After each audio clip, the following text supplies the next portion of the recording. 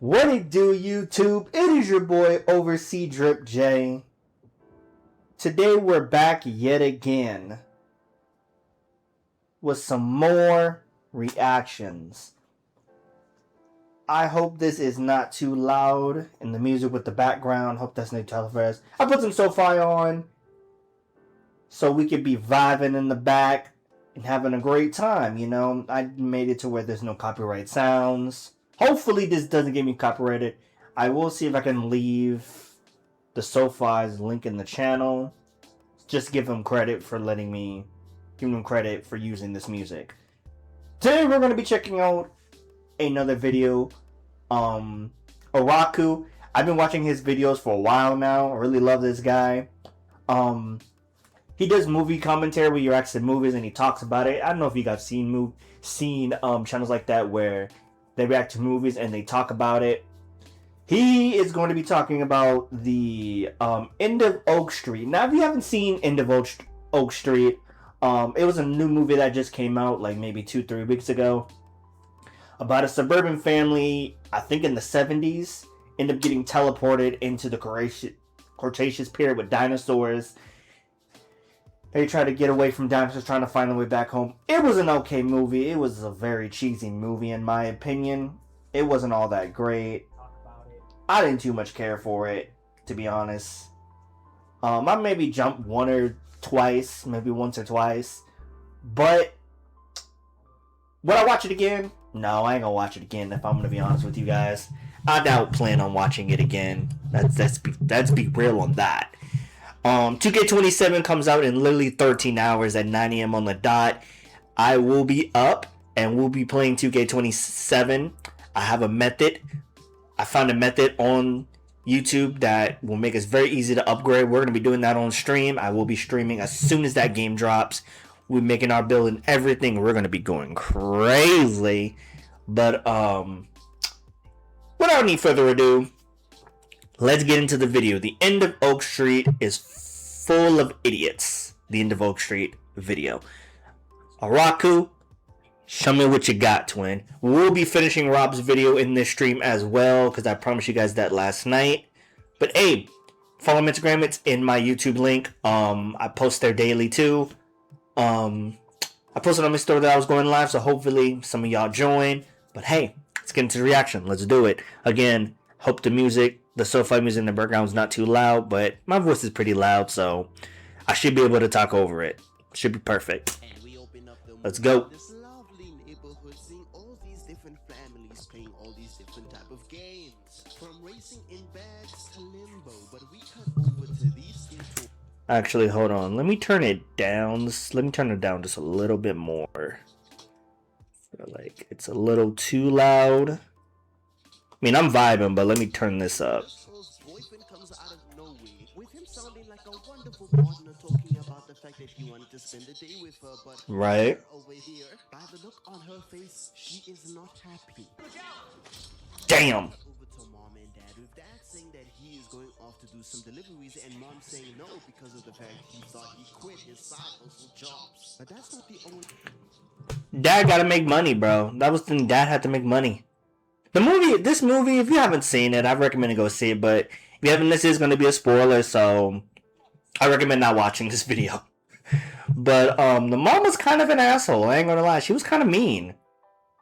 Hopefully he talks about it, but she kind of was She was kind of mean in this movie. I didn't like her. I didn't like her character. Reason she's saying no, with her saying no because of the fact, this is a family day. He's supposed to spend time with his family and all that type of things. And even with her disagreeing, he ends up going anyway. And we cut over to mom talking to granny over here about something she's written, and I can't lie, the story that mom has written over here sounds really similar to her life. With the lady talking about she's ready to leave to New York at any moment, leaving her family behind. Like, mom, what do you have to share? But granny ends up taking her to the backyard to show her a plant, and yeah. No, I don't know what that is. That plant is historic. But we cut over to these group of boys walking, and for some odd, bizarre reason that I honestly just couldn't tell you why. They Talk to me. on the new girl in the neighborhood. Don't know why they were doing this. Walking home with the neighbor coming out of nowhere complaining about the. I've seen that guy before in many movies. There we go. That should be better. Had to fix it. But I'm gonna turn that up some. Their dog snuck into their backyard. With mama saying sorry and that she'll make sure to put the dog on a leash. With this man still complaining, with her having to say, if you so much as point a gun in the direction of my dog, I'll burn your damn house down. And that's all, baby. Why would you threaten to shoot Yeah. a dog, bro? Why would you shoot a dog? Are you crazy? But tonight time with everybody doing their thing. Sis on the roof for some reason. Dad sleeping on the couch. Mom in the basement doing her writing. And we cut over to the dog eating its food with a light coming out of nowhere. With the dog starting to bark and the son waking up to see what it is with it disappearing. And after checking on the dog and not finding anything, he ends up just going back in the house. Cutting over to the next morning with the son explaining there was a light and the dog was barking about it. But all that ends up getting interrupted with the neighbors saying, wow, your son really pranked me this time. With this man taking the father over to his side of the house and showing him now how this much poo, feces ended up. Again, why would you think the kids did this? That's a lot of waste. That's a lot of waste. A lot. And you thought the kids did this? Are you crazy? But then again, he's been getting harassed by this neighbor's family for a while, so he just assumes that it's them.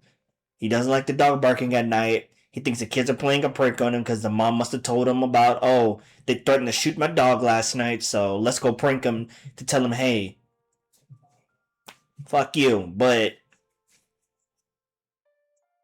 I don't know. I wouldn't think, like, I would question him, like, hey, did you guys do this? Because this is crazy. But if not, then what the hell is this? But, he's already upset about yesterday and many other times. Your backyard is beyond me, but if you really think a 13-year-old managed to do this, you gotta be crazy. Yeah, right? Like, you really want to look me dead in my eyes and say a 13-year-old managed to put this many pounds of shit on your yard, bro? But then Right. he ends up saying, fine, he'll help him clean it up with his son. What? How is that even fair? But whatever, bro. But one key detail I really miss with is how the grass around the shit is different from the rest of the lawn. You keep that in mind, though. But mama ends up asking this lady about this plant with her saying, Because that species has been extinct for over 200 million years. so a plant that would be alive when the dinosaurs were alive? Mysterious, ain't it? But we could over to these four riding their bikes, but coming to a stop because these guys start chasing them saying, get back here, I'm gonna kick your ass! You're really gonna say all that with huge balls while you're riding a bike like this, bro? No, bro, no. Look how he rides his bike. Bro, he don't even look like he know how to ride that shit. He's shaking everything. He don't know how to ride that fucking bike. Oh my god, don't take him serious, bro. Give him a clothesline and he'll fly right off that bike, bro. Put a pebble in front of him, he'll start wobbling right off that bitch. He's gonna fall. I didn't even peep that to get in the movie. Bro did not ride a bike. Oh my god. You threatened to beat my ass? Yeah, bro, get out of my face. But he ends up getting out of dodge, hiding behind this bush with the new girl seeing him. And yeah, bro, whatever chance you think you had, you don't have it anymore. But we cut over to nighttime, dad delivering his final pizza, the kids sleeping, well, just one of the kids, because the daughter's out here watching television. And also, are y'all rooms really this messy? Because, bro, I've yet to discover somebody's room who actually looks like this. But dad ends up getting home, but sees a light out of nowhere so bright that you can literally see it from every single angle in the damn house. But it disappears out of nowhere with dad just getting in the house. The clocks for some reason not working, the electricity just gone. With them deciding to have a sleepover with one another so the kids don't panic. But we cut over to the next day with them waking up, them not seeing the dog. But before going out to check on the dog, they end up just having a quick little breakfast with mom discovering that the water is gone. Nasty. Nasty. Look at them old ass fruit roll-ups. Fruit Loops. Is that what it looked like back in the 70s? Nasty word. Nasty word. Yeah, they have to be sponsored by Fruit Loops or something, because I'm not. With mom and dad end up going out to go and check on the dog, but for some reason telling the kids to lock the door. No, don't lock the door, bro. But while they were walking, end up seeing this water spraying out of the ground, thinking it's a burst pipe, but the water is steaming hot. That's a geyser. He'll just cut through the yards to see where the dog is and check, the rest of the neighborhoods. And while the daughter was on the roof, doing her thing, she ends up seeing the neighbor leaving, probably going off to work. But here's something strange in the distance, with us immediately cutting over to dad. And dad, what the hell are you wearing? The fact I haven't even noticed that you're wearing this is crazy. And while It's the 70s. There was some crazy ass shit. over to the daughter again, seeing the cat pause her butt. Now, Oh. I couldn't even tell you what the hell made that type of noise. But wait, before we even continue, where do you think she's going? To go check it out. Y'all have watched my videos long enough. She's gonna go check it out. A suburban white family. She's gonna go check it out, obviously. It is the non-melatonin people. That's what they do, because I don't want to sound, but that's what they do. Hey, let's go check it out. I'm getting my ass in the house and I'm locking the door. I'm locking my window. I'm doing something. I'm not finna get up and go check. Oh my god, a cat just got fucking ate. No, I'm taking my ass back in the house. And when mom and dad come, hey, mom, dad, I heard a cat get eviscerated earlier. Did you go check it out? Fuck no, I didn't go check it out. I went my ass in the house and locked my doors and locked my window. But yeah, I just want to let y'all know that a cat got eviscerated, I think. Something happened to the cat. But best believe I didn't go check that shit out, because, what are we doing? It really kills me how they really want to get up and go check it out. Crazy to me. But, hey, back to it, though. Going towards the noise and ends up going back into the house while screaming, and we just see the neighbor coming back home running. And clearly something is going on. Something spooked his ass. Mama getting into the house, just seeing Granny on the floor, flips her over just to see she's covered in blood. And we see footprints that lead outside. Granny got packed up. We've watched enough dinosaur movies. We know what this is. And when mom gets to her backyard, you just see ginormous trees and prehistoric plants. With sis yelling for her brother, talking about she's seen something outside. An animal that has a tail and has spikes on its tail. Now, I'm used to be decent with my names. I can't remember this dinosaur, but this dinosaur is really cool. It's got armor plate on its back with a tail. Pretty OP dinosaur. But, man, I used to be so good with dinosaur names, man. Now I can't remember none of them, because I grew out of that phase. But I still love dinosaurs, though. The Jurassic Park movies will always be my favorite, even though the last few of them were kind of terrible. But hey, that's okay. Let's get back to it, though. It is that big. I don't really know any animal other than, dinosaurs that look like that, bro. But dad ends up stumbling upon something, thinking it's the dog. Sees something's shadow standing up and... Motherfucking pterodactyl. I'm assuming it's a pterodactyl. I'm assuming it's a pterodactyl because you know how big them things can get? Them things can get big as hell. I'm so glad that the oxygen level turned down for us because the oxygen level used to be so big. Dinosaurs were humongous. Bugs were giant. Like, a pterodactyl was as big as a fucking, like, F-140, like a plane. Insane in the membrane.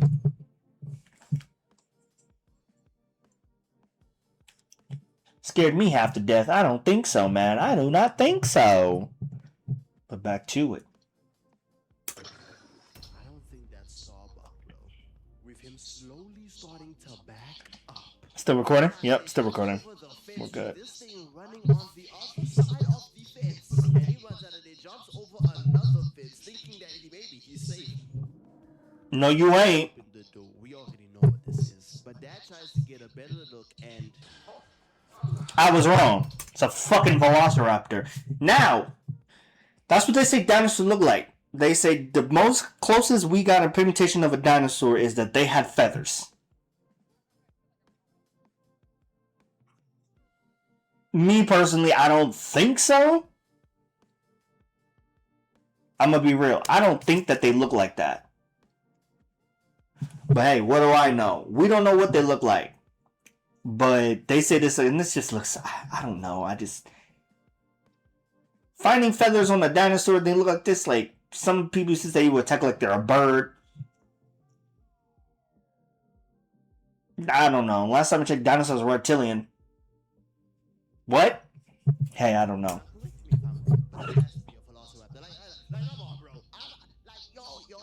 Chill, dinosaur nuts. Chill. Don't send me death threats, bro. Like I'm new to this, please.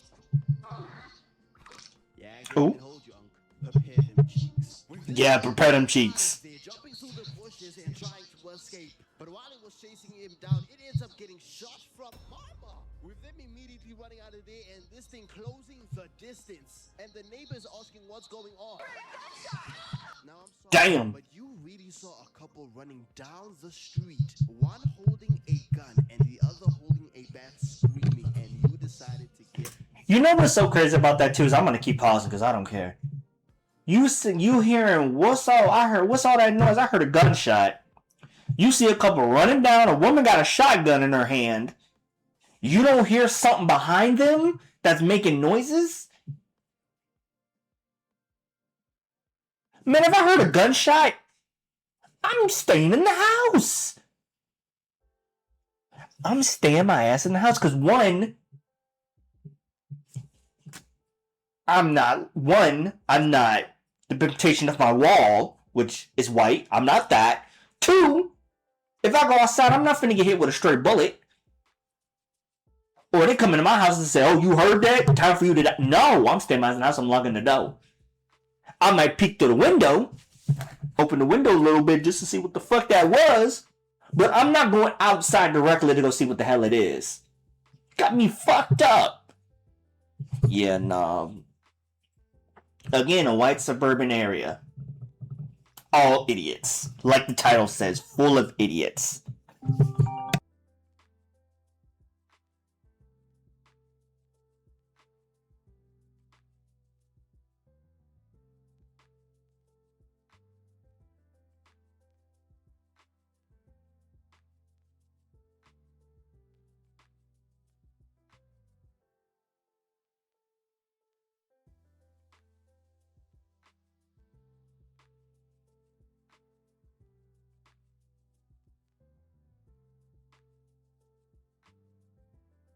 Alright, so yeah, that's my mom calling me about something, so I had to mute myself quick. You heard that? Sorry. But, yeah. No, I don't think so. I really don't even feel bad for you, because I didn't even mention the fact that there was a ginormous animal chasing them too, bro. And this damn animal is making dinosaur noises. There's no excuse for this lady. But right? Getting back to their house with the door unsurprisingly locked because y'all told the kids to lock the door. My other thing too is, where the hell were the kids at? What took y'all so fucking long to open up that door? I felt like they were knocking at that door for like 2 minutes. They were banging at that door like y'all were doing something y'all weren't supposed to. Why the hell did it take y'all so long to open up the fucking door? I'm gonna move it there like, what? Where the kids at? Are they dead? What took them so long to open the door? Here they come, oh my god, oh my god. I would have been like, what took y'all so long to open the door? What were y'all doing? For some reason, with one of these things slowly walking towards them while this family is backing out of their damn house. But in the nick of time, they managed to get into the house with the power of plot. I can't even hold you. And when the Raptors leave, instead of wasting any time, they end up getting in the car and trying to get out of here. But while trying to escape, dead end. Deciding to reverse, going to another street and another Dead end. Just some prehistoric water and forest in their path, bro. End up trying another street just to see. Oop! Can't get out. Taken to prehistoric times, I promise you, there's genuinely nothing I can do. But after seeing all that, they end up getting back into the house and start barricading every window, door, and every lick of opening. And while doing all that, mom and dad still find some way to argue with one another like, hey, lock in. And with the daughter checking on the basement just to see that the entire place is flooded.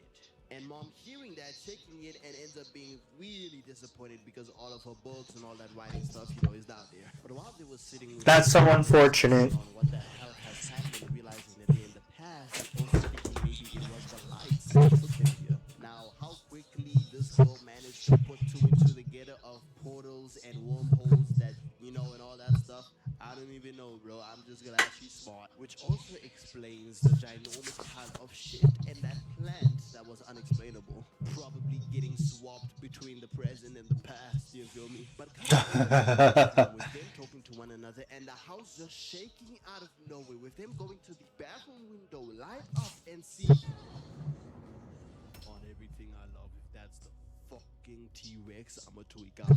But I was a little sad it wasn't a T-Rex. I was highly upset that we didn't get to see Don't even. I was highly upset that we didn't get to see a T-Rex. But then again, every dinosaur movie that I've seen or you have seen, they've always had the T-Rex as like the main dinosaur. So I guess they were like, man, let's put another dinosaur out there. And the dinosaur that they used doesn't get much love, but I like that we got to see it, though. It doesn't get much love, but we like to see it. Glad they didn't use another dinosaur in Jurassic Park 3, if you know, the Spinosaurus, who a lot of people say can easily take down a T-Rex. Don't piss me off, but that's another topic for another day. End up hearing gunshots coming from the neighbors, seeing this man on the roof shooting the damn pterodactyls. And Pterodactyls is pterodactyl. Pterodactyls. Crazy.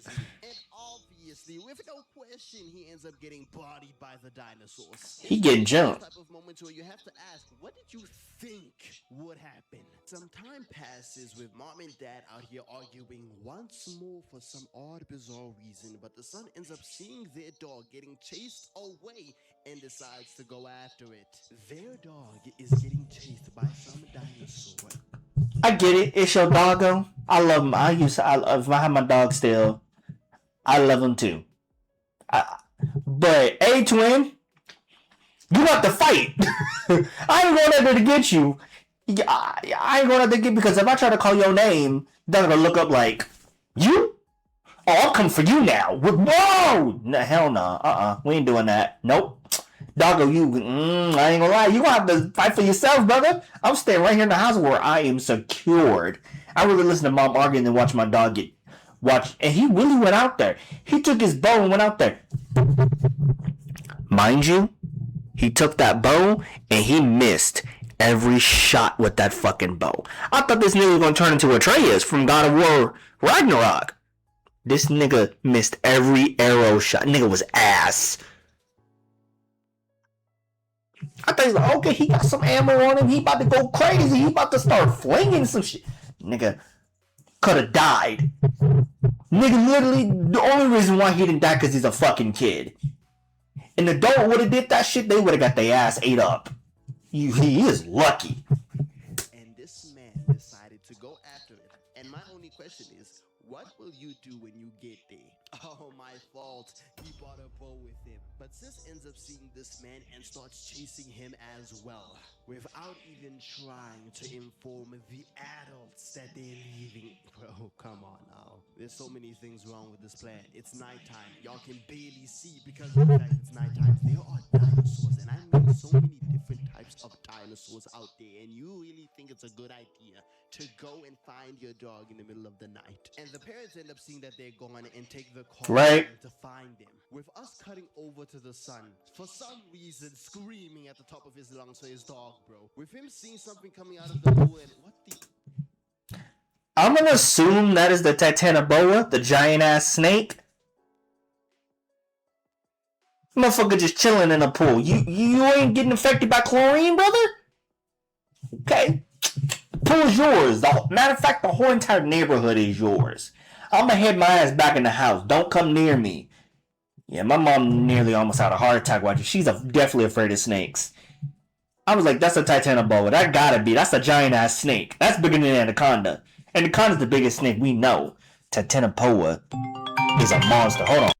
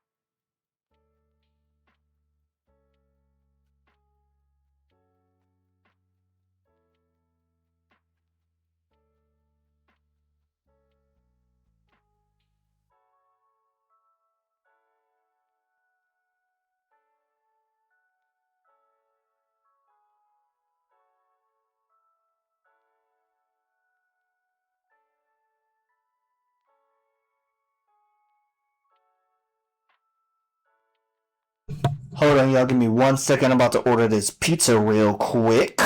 So I'm about to make a phone call real quick because my mom wants me to order a pizza. We finna have some pizza tonight. So I eat some ass Little Caesars. But hey, it's okay. So I'm about to make a call to Little Caesars real quick. And I will catch you guys really soon, okay? Where is it at? Yeah, that one.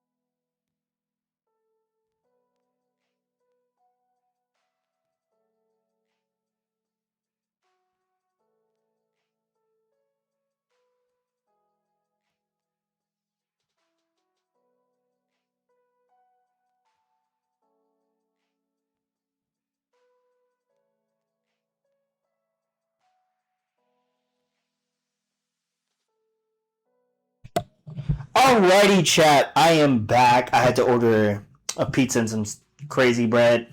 I'm probably gonna edit this out because I was a little bit, but back to the video. Yeah, that's a Titanoboa. That is a Titanoboa. That is a giant ass snake, and he's still seeing this and decided to say, "I'm gonna go still look for my dog." You serious?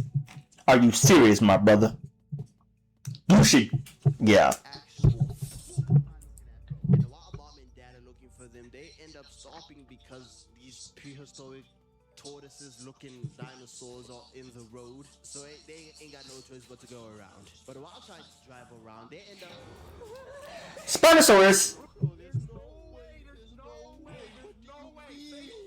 And this thing gets on the side of the car and slams them right towards the house, causing it to catch fire and them having to get out of there very quickly. But not before this thing takes a chop out of the door, removing that bit, tries to get a chop of her with this thing's nasty tongue licking her face. But they successfully manage to get out of there, run throughout the house, and start getting chased by this damn thing. But we cut back over to the He steals his dog. But gets snuck out of nowhere, getting held down by the guy that was chasing him earlier just because of the fact. Mind you, I know you've seen the stuff that's been going on in the neighborhood. You still want to beat my ass for breaking your brother's arm?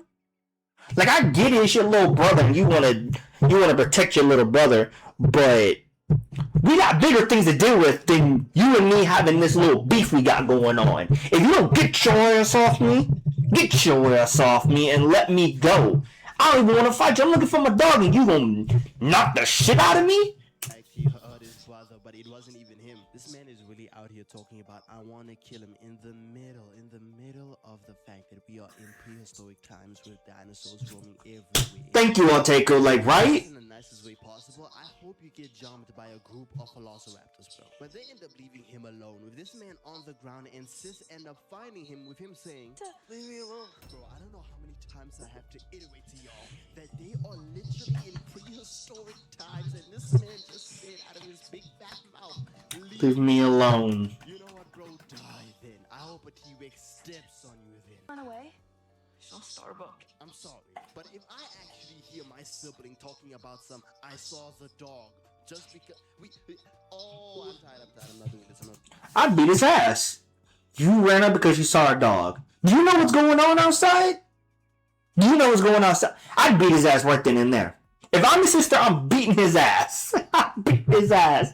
That was all just like, help, help me. That's all they gonna hear. Be like, what the fuck is that going on outside? And they gonna look, they gonna see me beating the shit out of my little brother. Cause why the fuck did you go outside? He good, you saw him. You didn't see him for a whole day. He came back. You saw him again. He good. He gonna be good another day. He a good dog. We'll catch him in the morning, bro. But they hear a scream in the distance. Go after it. Yes, let's run towards It's the scream. Yes. They see this girl getting chased by this damn thing, holding it back with a branch. This is straight plot armor. She should be long dead. And this man gets his bow ready and obviously misses. And I'm sorry, bro. This is plot armor of hell. What do you mean she is holding back this damn thing, bro? With, mind you, a branch. And after they help her, she ends up running out of there, telling them to leave her alone. And after hearing that, with pleasure, go and die then. I'm out. My tolerance today is literally at zero. I don't have. I'm out of here. They are really out here asking her questions in the middle of the streets. Mind you, there are dinosaurs out here, bro. And with them learning that her family is dead, she ends up giving her a hug and oh my days, we don't have time for this. That's so cute, but get on. Yes, nigga, fuck them kids. I'm a fucking kneecap. Get the flip out my face with that, bro. But while mom and dad are looking for the kids, they end up seeing a herd of dinosaurs running towards them with them getting in the car. And a whole lot of these things just trampling over the car, making a whole bunch of noise, and mom out here crying. And they comfort each other, looking deeply into each other's souls and eyes type shit. With the noise stopping and How cute. a light in the distance, going over to that house and seeing. Now, thank goodness I don't have kids yet, so I'm jumping in there with no hesitation. Whatever. Oh God, wherever I end up is where I end up. I am doing a whole barrel 360 off the board into that damn portal. Whoop, whoop, bam! Oh shit. Yeah, we ain't. I'm gonna stay away from that. Hell no, I ain't going. Mom, Dad, you idiot! I'm not doing none of that shit. The other side is damn well better than being on this side of the bro. But Dad tells Mom to go in so that he can get the kids, with Mom refusing so she can stay with the family and the portal disappearing. I keep saying portal, I need to say wormhole. I'm gonna call it a wormhole type things. And no, I'm not British, I'm not Jamaican, I'm not German.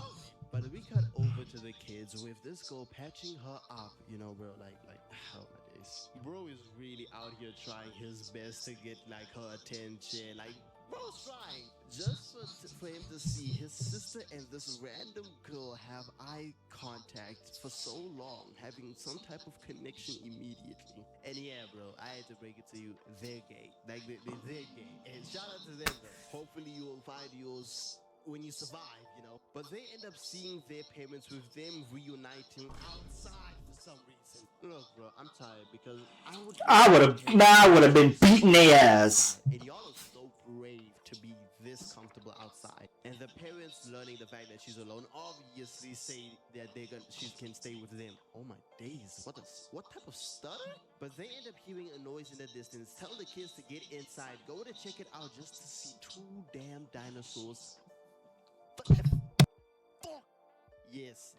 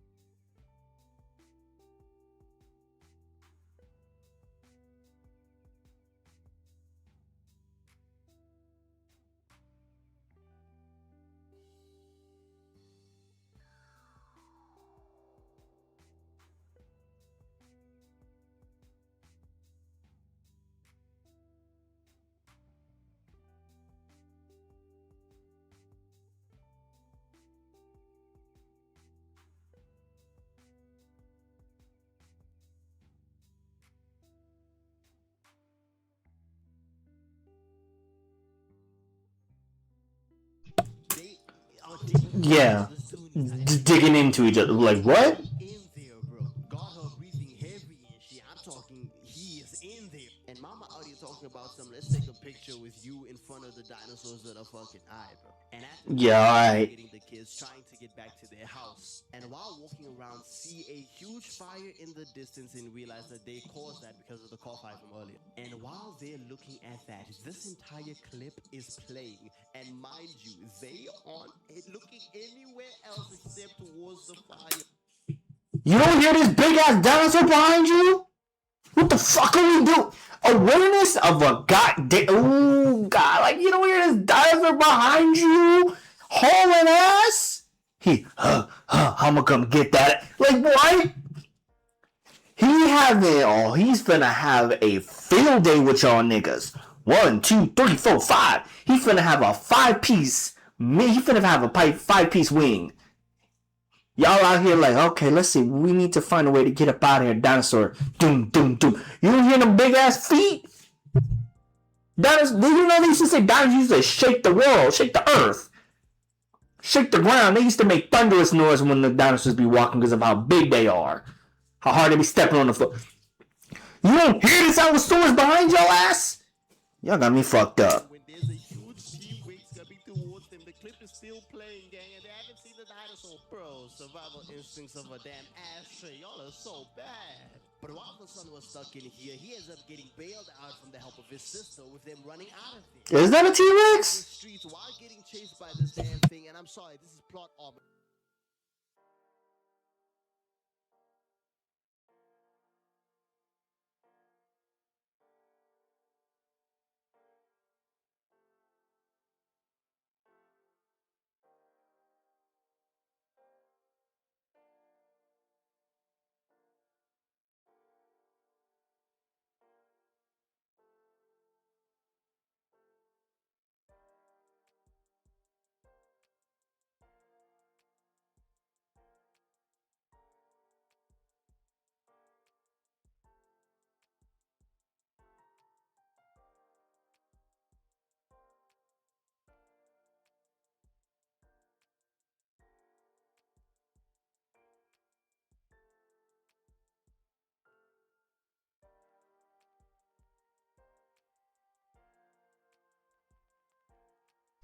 Gotta love moms, man. Gotta love them. Gotta love them. That's my mom calling about the pizza. She know where to go. Gotta love her. Gotta love her. We back. I'm not editing so much of this video right now. I'm editing so much of the stream, bro.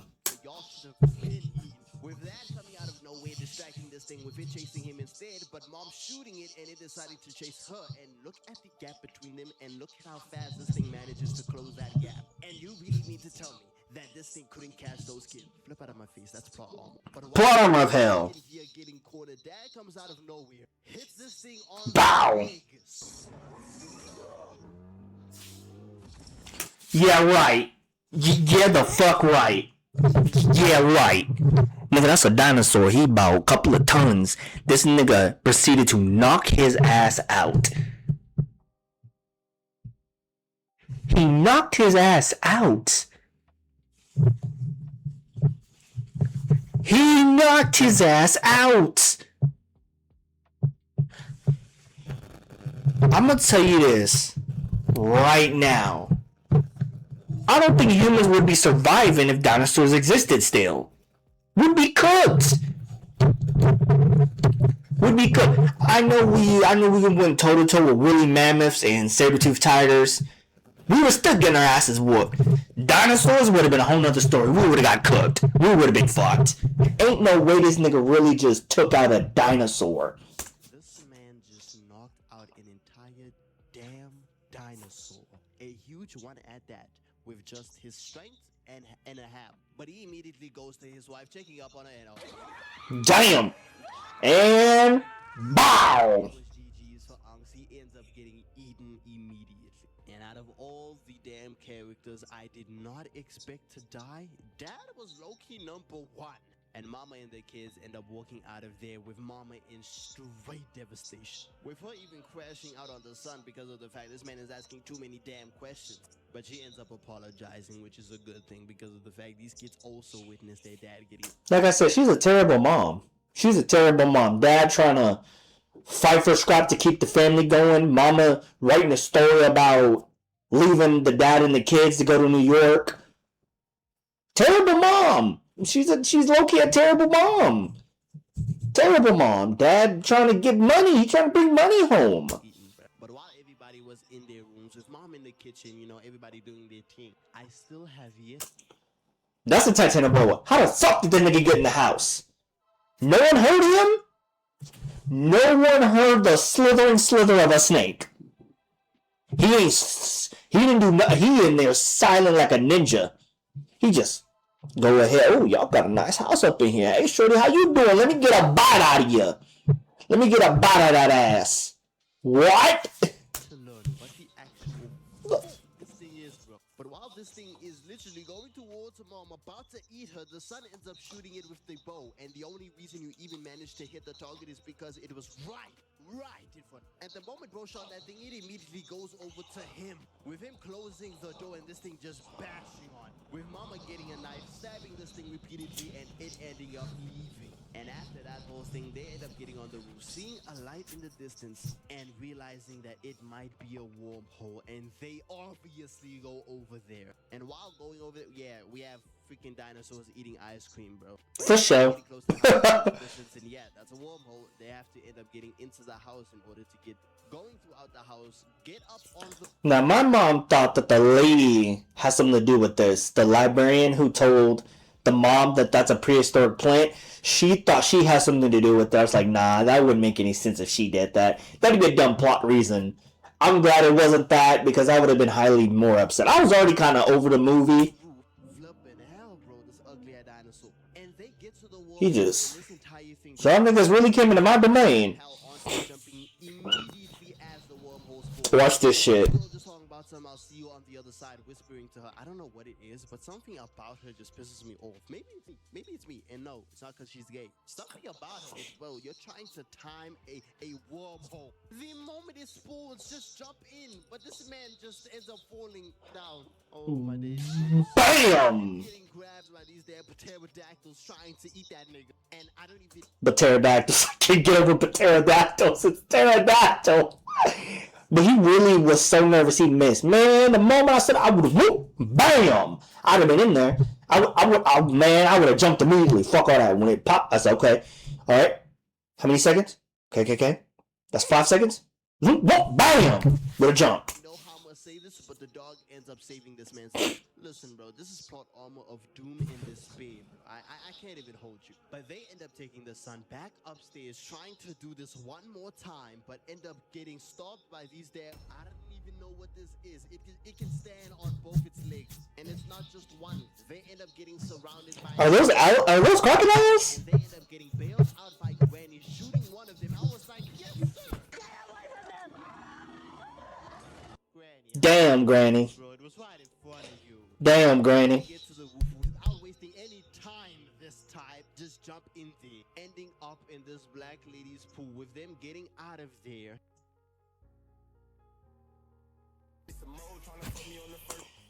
Like I said, it was time travel. The ending of it was time travel. She ended up calling the dad on the pizza app, getting him, and ended up warning the people about it. She became famous from it. That was her story. She ended up getting her story she wanted. And I think she did move to New York. Or she moved somewhere. I don't know where she moved, but she moved somewhere. It was just like, bro, what the hell, dude? Like, what the actual hell? Not watching Dallas Wings, I'll be real with you.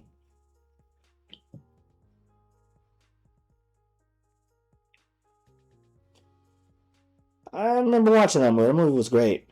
We gonna watch this. Alrighty, what do you do, YouTube? Oh, we're gonna definitely finish that too after that. What do you do, YouTube? It's your boy, Oversea Drip J. We got another video we're gonna be reacting to.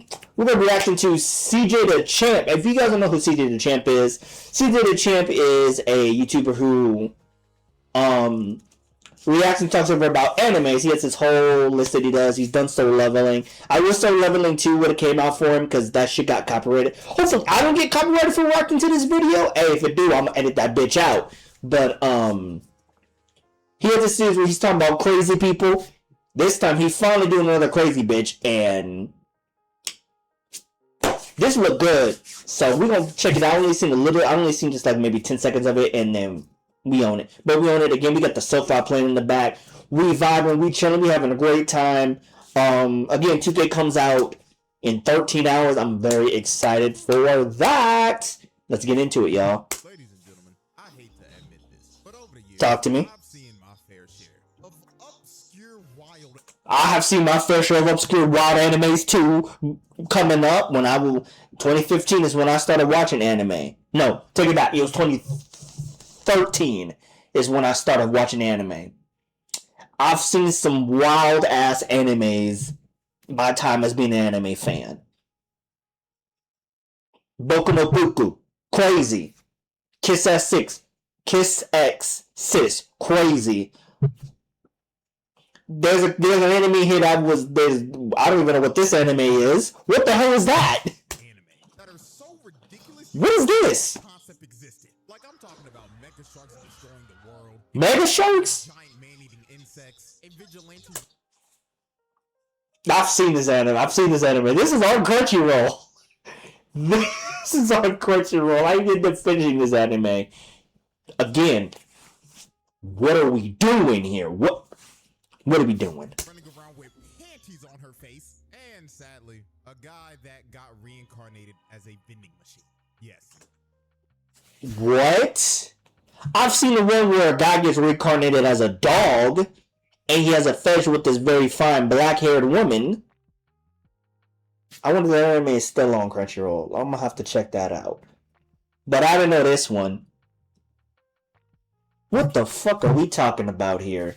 This is a real thing. The isekai genre has gone too far. But never did I ever think that I'd watch an anime about a chain-smoking cat girl. A chain-smoking cat girl? The fuck? Chainsmoker Cat is this new anime that came out recently that apparently is so disgusting that people in Japan are dropping it. So, yours truly decided to check it out and see what was cracking. Why? Well, they were not lying. This anime has its moments. But I'd be lying to you if I didn't tell you that it wasn't entertaining. Now, before we continue, I'm giving y'all a warning right now. If you are trying to watch this while eating food, I strongly advise you to finish it, then come back here. Mama? Mom, take shit. I hope she don't come in 22 more minutes, because if I'm eating enough, what am I about to see, CJ?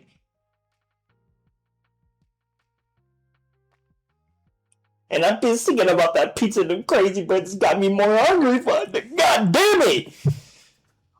What the hell am I finna watch? What am I finna see? Because you know anime, they don't give a damn. They take it there. They'll take it there.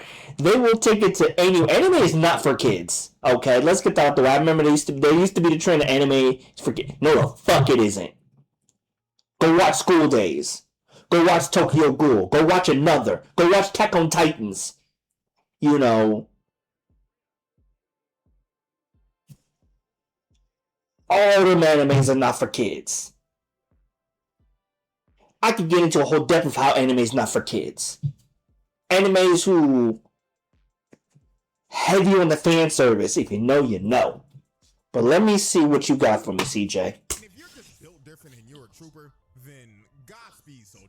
So without further ado, ladies and gentlemen, meet Yanni Neko. Yanni Neko? To Newports and Black and Miles. And she is speed-running lung cancer because she has completely given up on life. As we can clearly see from this dirty-ass, stank-ass apartment. God damn. Asmongold's house, a run for its money. The walls are completely discolored from all the cigarette smoke. Trash bags are everywhere. A dish hasn't been washing that bitch for at least a year. And there's probably a whole high society of bugs just living in there chilling. Like, bro, her apartment is so nasty. When her sister came over to her crib, she wore a whole hazmat suit.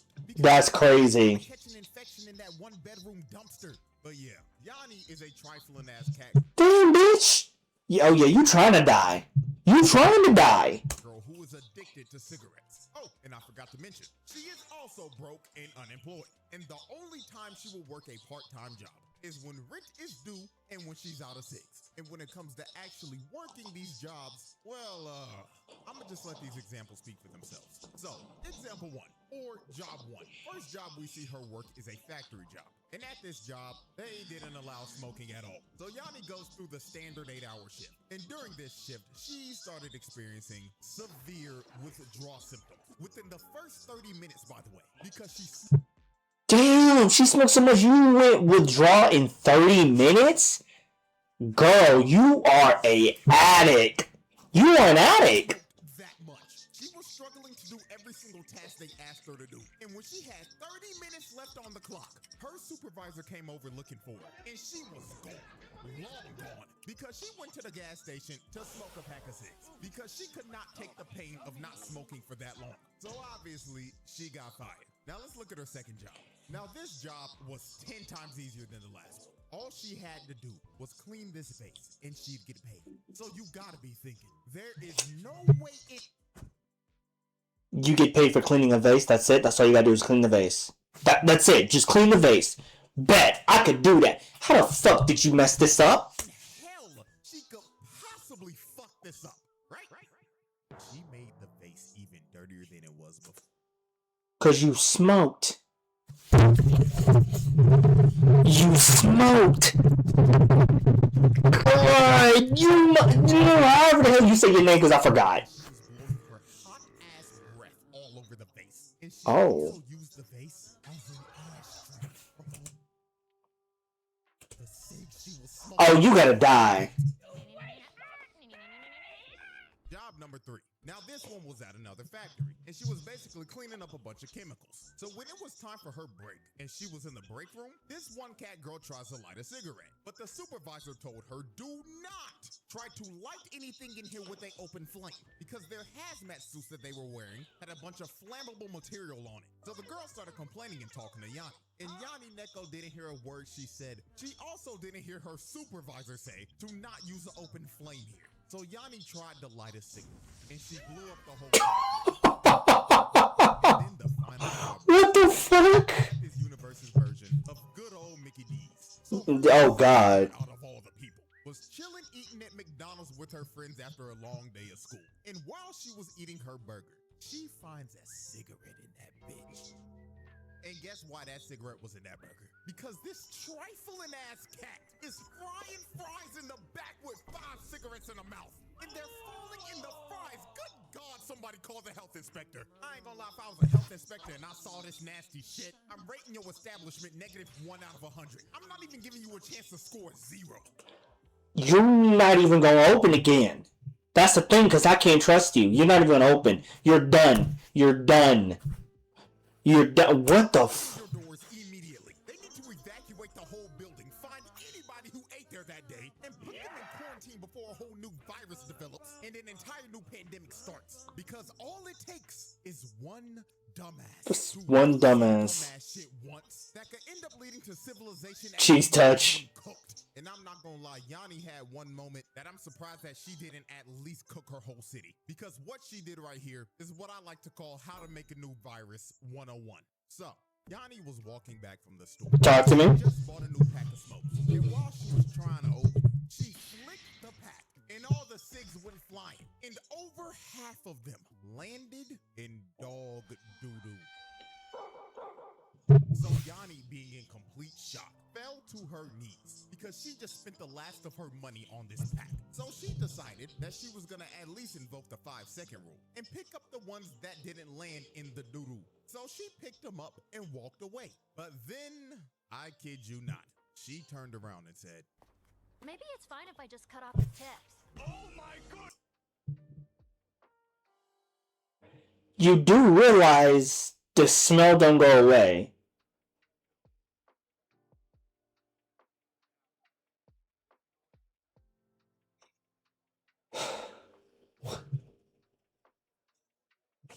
What the What is this anime, CJ? What is this anime? What am I watching right now? You nasty bitch! I'm telling y'all, bro, if some nasty ass nigga ever did this shit in real life, it would lead to the T-virus breaking out. And a zombie apocalypse is starting. And guess what? Nigga, we not surviving. We don't have Leon. We don't have Chris. Oh god, we don't have none of them niggas. We don't got Leon or Chris, we're cooked. Leon and them do not exist, we're getting cooked, we're getting fucked up. Well, no, we might actually survive a zombie apocalypse, depending on what kind of zombie apocalypse it is. If it's Last of Us, we're fucked. If it's World War Z zombies, we're fucked. If it's Call of Duty zombies, we're fucked. I think Last of Us and What was these zombies overplay COD zombies? We're overly fun. Everybody getting infected. I am very surprised that her city did not turn into Raccoon City after what she just did. Smoking a cigarette with dog doo-doo on it. Oh my god. But that was a prime example to show you Nasty shit. cigarette she actually is. It doesn't matter if it gets stuck in poo or if she has to dig one out of a trash can. This nasty ass cat will smoke it. And another just insane example is when this little kid was drowning in front of her face. Now the kid couldn't swim and the river current was taken. So he started screaming at Yanni for help. And I kid you not, Yanni stared at this little nigga and contemplated if she wanted to save him or not, because she just started the cigarette that she was on right now. So after staring at the kid for like 30 seconds, she finally takes her last puff and runs in to save the kid.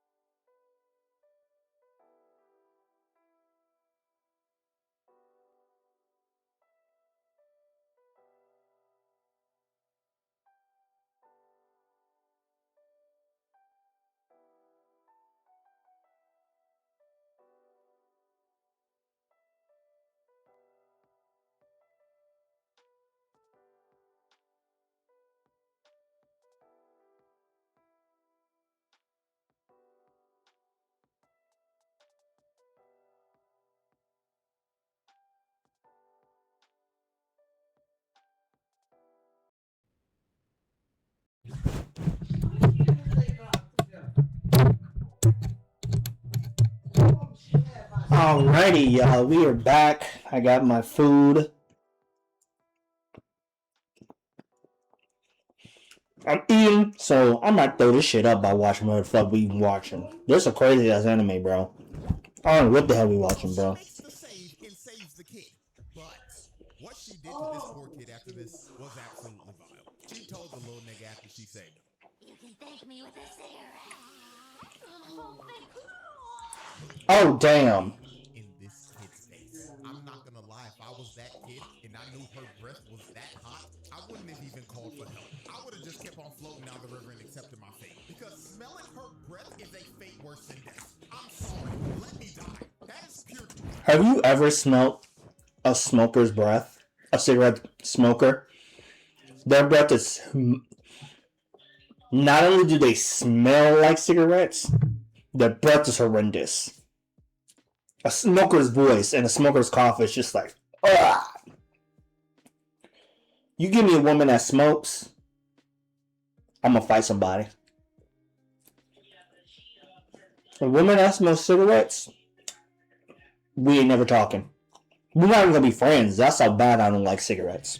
Torture. And then I'm not gonna gloss over the fact that she really told the kid, you could thank me with a cigarette. Asking a child for a cigarette is genuinely insane. Like, what are we doing? But Literally. The kid got hit by Yanni's hot ass breath attack. Believe it or not, he actually got off kind of easy. Because he could have got put through hell.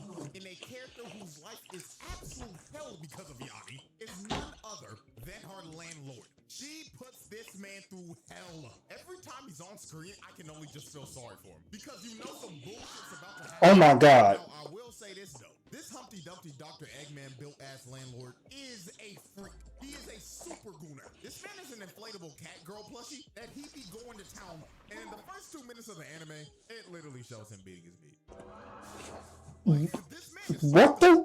But this is no excuse for the torture that Yanni puts this man through. Because dear God. So I'ma just show y'all what this man has to go through every day. So let's look at this first incident. The landlord was cleaning up outside, right? And he was just enjoying his afternoon cleaning the premises. But then here comes Yanni behind him. She taps him on the back and tells him to turn around. So when he turns, Yanni is drunk because she's been smoking and drinking the whole day. So she starts to gag. And when the landlord is fully turned around, She throws up on him. Birds in his face, and a smoke heart came out. And she just started laughing in his face. And the landlord just stood there stone faced. Because when he smelled the combination of booze and smoke, he ended up getting hit with a PTSD episode of his deadbeat dad yelling at him to go get some booze and cigarettes. And he remembered the smell of his dad's hot ass breath. Oh my god. Same as Yanni's. So after he snapped back to reality, he dropped his broom and started having a heart attack on the spot because he got hit with some trauma and some hot ass breath, a double dose of doom. So he was screaming in pain while Yanni just stood there and wondered, what's wrong with bro?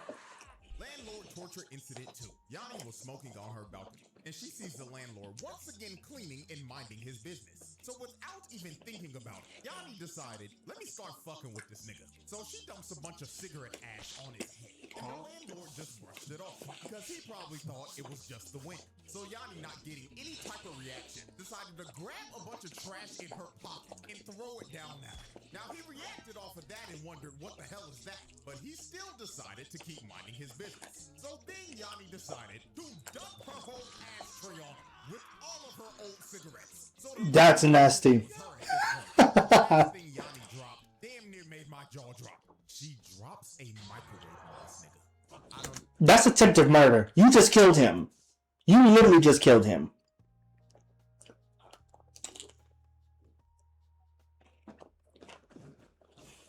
You just killed him. That is attempted murder. You just killed him. know how You it did. is, but this landlord has the patience of a saint. Like, if I was a landlord and you did this to me, get ready to find a new place to live because I'm evicting your ass. Congratulations, nigga. You're homeless. Dropping a microwave from a second-story balcony is insane. Like, look at him, bro. She put a dick in his face. But this gets 10 times worse. So the landlord confronts her in her room, right? And he was just lecturing her and scolding her. And Yanni wasn't listening to a damn thing he was saying. Everything he was saying was going in one ear and out the other. So when Right. he turned around, Yanni grabbed some nicotine patches. And she puts 2 on the back of his head. So Yanni started laughing because the patches made a face on the back of his head with his debit or credit neck roll. But then she looked at the box and it said, please don't use on humans because these were meant for beast folk. So his head starts swelling and he starts to tell Yanni, I don't feel so good. So to get the patches off of him, she pulled out her bare ass and farted in his face.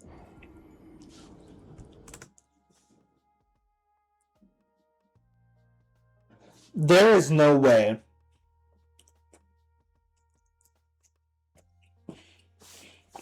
CJ, I should have took your warning. I'm eating some pizza, some good ass pizza. I shouldn't have watched this while eating. I should click up this video right now. You dad scream? That's enough for me. That is enough for me. Straight up, that's enough for me. I'm good. You win. I'm good. So this knocked him out cold like it would probably do to anybody. she drug him outside, she ripped off the patches and left him there for the rest of the day. Landlord torture incident 3. Yanni couldn't pay rent one day because she spent all of her remaining money on you-know-what. So the landlord cut a deal with her. He told her to pick all the weeds in the garden and he'll let her slide this month. And don't touch the cabbages. So Yanni picked the weeds. So when the landlord came back about an hour later, he turns the corner and sees that all the weeds are gone. But all the cabbages are gone as well. And the reason why they were gone is because Yanni ate all of them. Oh, my cabbages! Now, from all that torture that I just showed y'all, we can clearly see that this man's life is hell. But believe it or not, the landlord is actually the nicest character in this show. Because even though Yanni's trifling as hell and she's late on rent every time, he still lets her stay here. Because cat people in this anime actually do face discrimination. Also, he lets other cat girls stay here that have addictions. And one of them is speed running death faster than Yanni. But first, we're going to be taking a look at Yaku-Neko. And Yaku-Neko is the Jesse Pinkman of this show. She is a junkie. If she was the main character, this show would be called Drug Cat. Because she's done everything under the sun. So the first time we see her is when Yanni ran out of cigarettes. So she asked her, yo, let me get a puff. So she takes it before Yaku can tell her what that actually is. So Yanni takes a hit, and the moment she took it, she was out of this world. She was fried. And it was pretty clear what this was. Yaku even says that we should get some ice cream after this. So I'm pretty sure she got the munchies. So they both kept on hitting it and getting blasted out of their mind. Then both on a different planet, Yanni finally asked the question.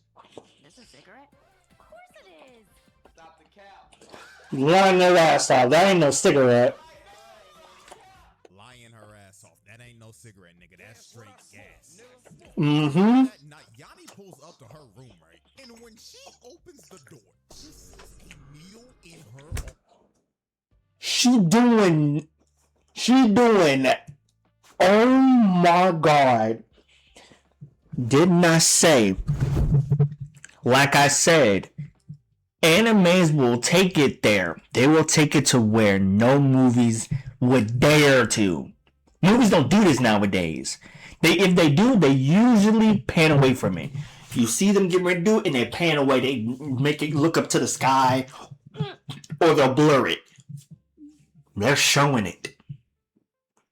She dead ass is shooting up. Oh my God. Now, I have no clue what the hell she was shooting up her arm. If I had to take a guess, it probably starts with the letter H and sounds like the female version of hero. So you can put the clues I gave you together. So Yanni straight up asked her. There's no way you're shooting up any weird drugs again, right? Of course I'm not doing drugs. I'm clean now, and you f***ing know it, don't you?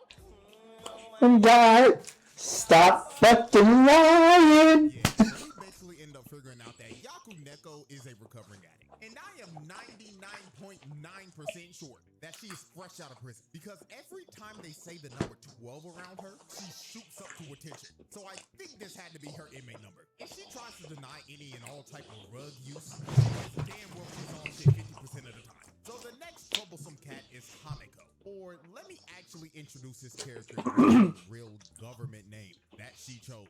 So, get ready. Ladies and gentlemen, this is Haneko Urafua Angel. What?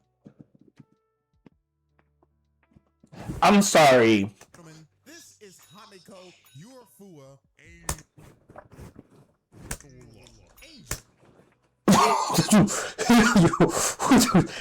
Why?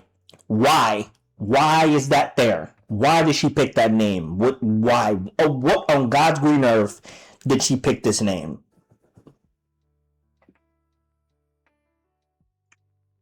Okay.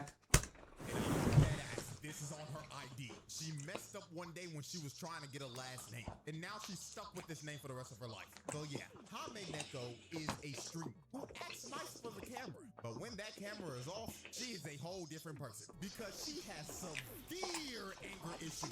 If you piss her off once, she's popping off on everybody in the room. She is also a toxic fighting game player that will get tilted and start crashing before a set is even over. Damn. When she be streaming, she will get clipped for some of the stupidest shit you will ever see. This is an average stream for her. Oh my God, chat, hello!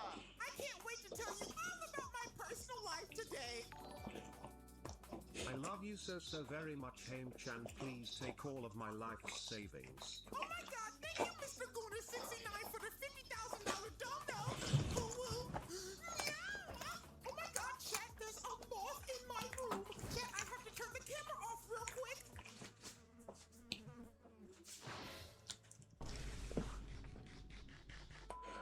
But on the real though, the worst stream she ever did was when she was doing an IRL stream going around the entire apartment. And she was basically going around recording everybody's private business. And when she got to the landlord's room, she caught this nigga cracking that body pillow live on stream.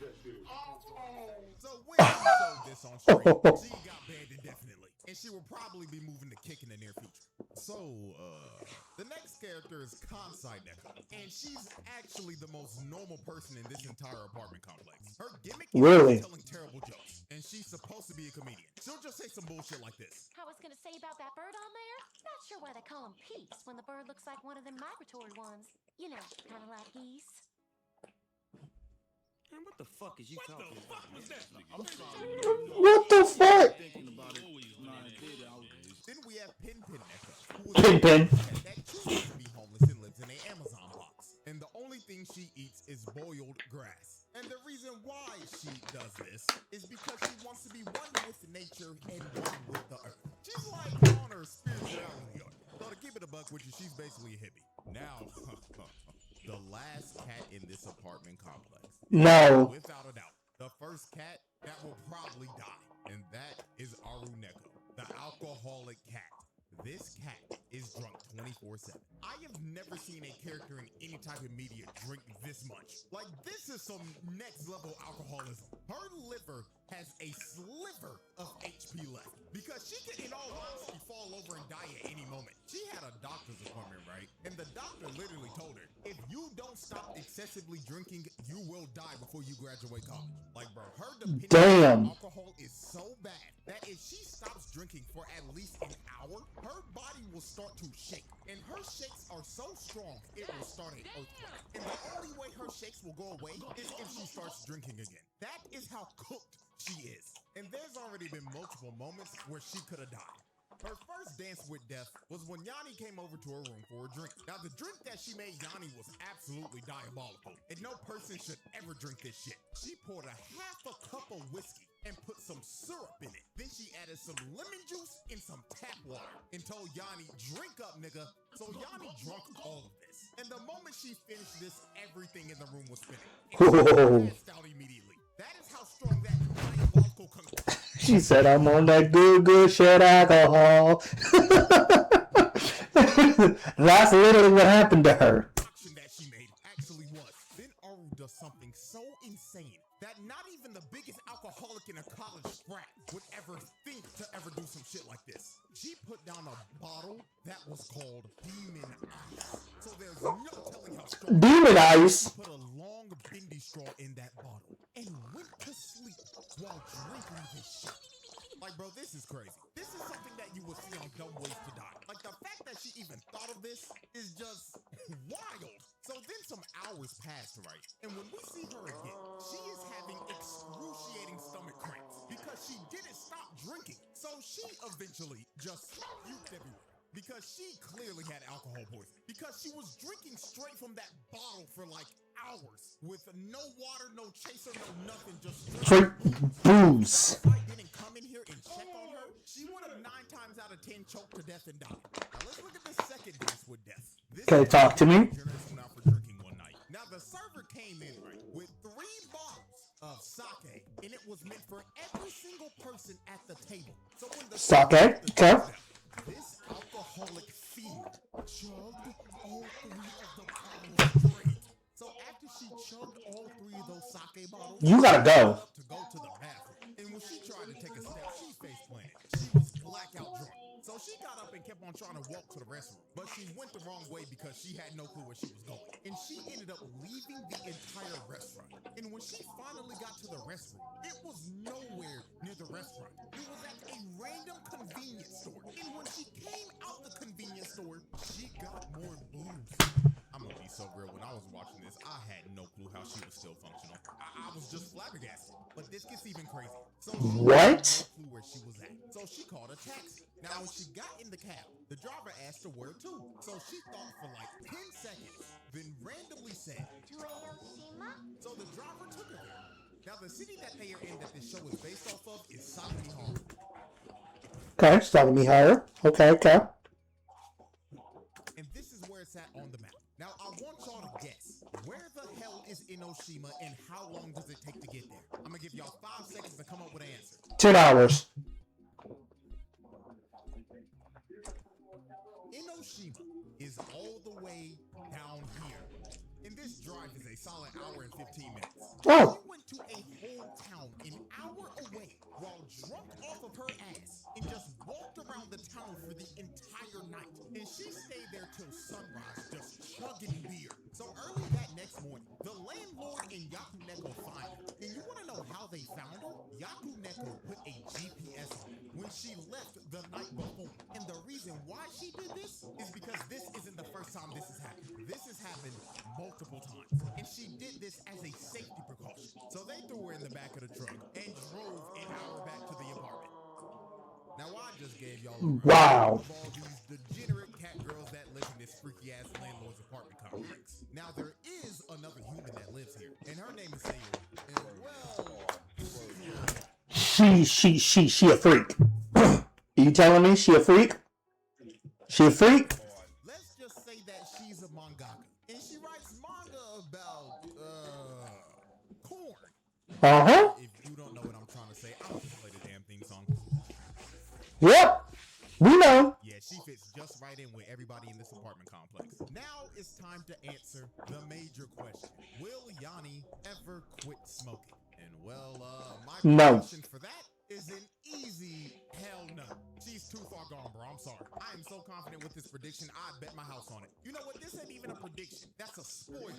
Shouts out that nigga Paul Heyman. We even figure out later on that her mother is also a chain smoker. So we can see where the influence came from. And I ain't gonna lie, her mama is a fiend. They was at the movie theater, right? And her mom crawled all the way in the theater from her sister over to Yana so she could get a puff while they was in the movies because she's trying to hide her smoking habits from the other daughter. Also, Yanni has tried to quit multiple times. One night she had a nightmare and the doctor told her you only got 100 days to live. So she woke up and called her sister and said, I'ma finally quit smoking, just for her to light up a cigarette 5 seconds later while still on the phone with her sister. So she's not quitting no time soon, my nigga. But even though Yanni is a trifling degenerate, her degeneracy actually did save the world.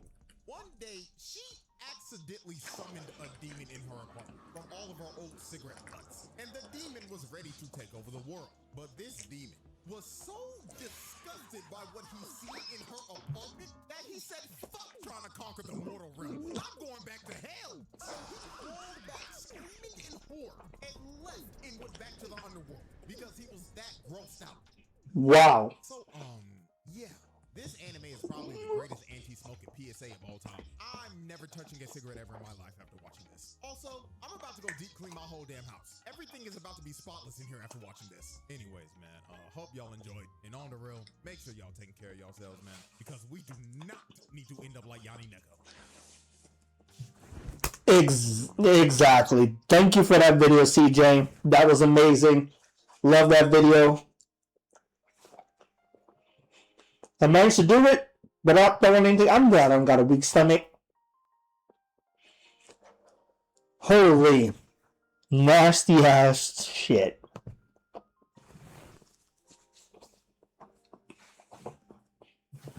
Okay. On the next topic we have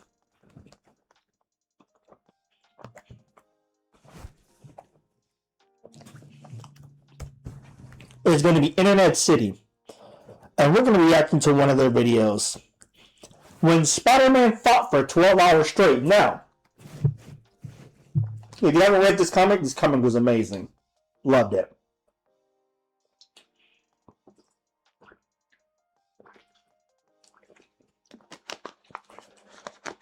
I'll be right back. Make sure we're still recording over here on this side. Yeah, we're still recording. We're good.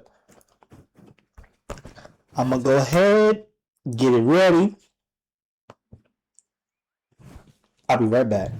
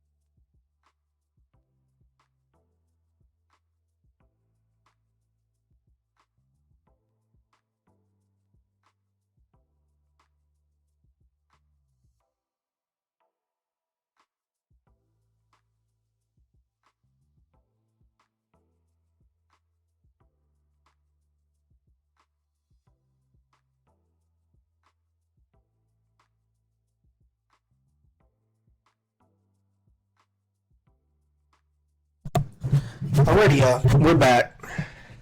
Back again. Guess who's back? Anyways, I got 2 more breadsticks and I'm good for the night.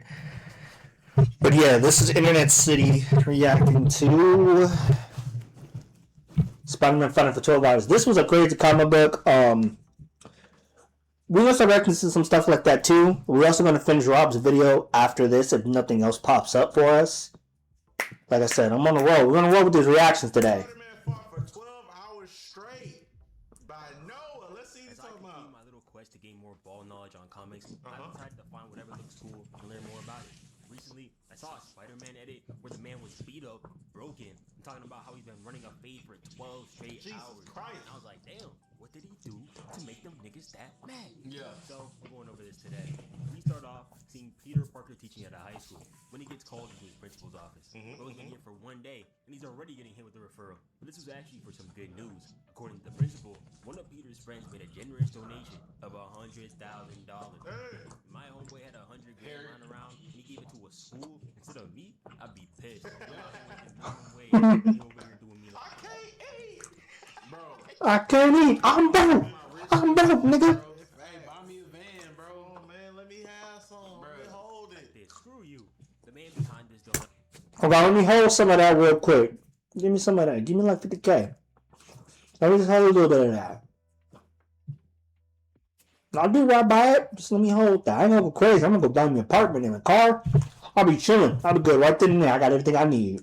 So is Ezekiel Sims. Peter had actually met him before because, as it is, Ezekiel has spider powers as well. He pulled up on Peter, asking him You know the him? chicken or the egg question. But Spider, I don't know the storyline. I've heard about it, but I don't know the storyline. and he just kind of dipped. And Peter was confused because the senior citizen he's never seen before pulled up on him, said his real name to his face, and he's out here waltzing through New York with no shoes. So when they go out to eat later at a pizzeria, Peter obviously tries to get down to business, but instead, Ezekiel tells him about their powers and how they come from these like spider totems. I still don't fully. Oh, is this the story of when they announced Anansi, the god of spiders? This, but basically, Peter got his powers from the Great Weaver, who was like an S tier totem, while Ezekiel had his powers given through a ritual, so he's like a low tier one. That being Damn. there are certain beings who are these totems. Really? They gain immortality, and these guys are nasty work. Even though there are only a few of them left, they've lived for hundreds, maybe even thousands of years. They can sustain themselves on small fry for a while, but here and there, they need a full course meal to fill their desires. And what One is of them is desire? here right now, for Peter. The person in question is a man named Moreland. First time we see this guy, and he's over here getting fresh fitted out. That boy got that aura on him, bro. He looks like Vandal Savage as well as, is it the House of M? The nigga over the House of M. Y'all know what I'm talking about? He really said, do you think this make my butt look fat? Hey, make my butt look fat. What? Oh, I don't care. Hold on. Look up leader of the House of M for me real quick. Leader of the House of M. We'll type it in. Is it House of M? Marval. Do images? I don't see the dude I know. I don't see It's House of M. I'm seeing a lot of Magneto. Yeah, maybe it's not House of M, but it's a group of telepaths. It's the group of telepaths that fine motherfucker Emma Stone was Emma Frost. Emma Frost was a part of. Hey, you want to know a white woman that could kill me? Emma Frost. Yeah, and my Frosty's bad as hell. If this was Adam Eve, hype, but you're a grown ass asking another grown Yo, Aaron, what the f- I get it, but damn, bro.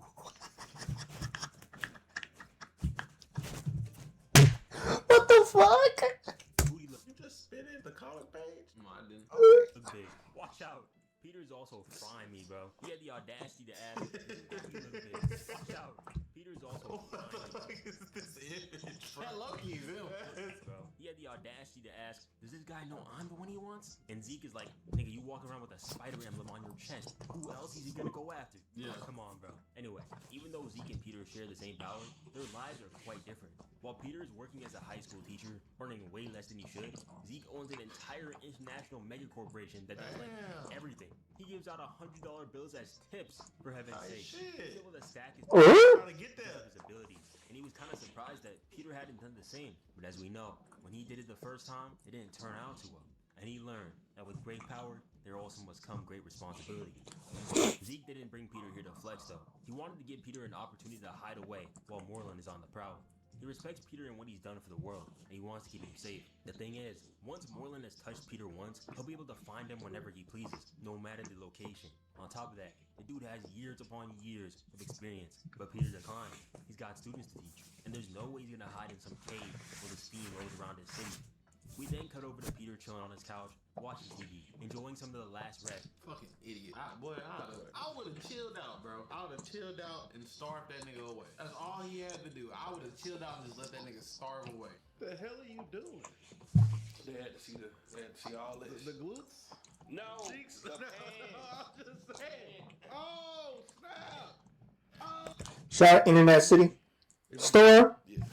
I dare you. I dare you. You know what?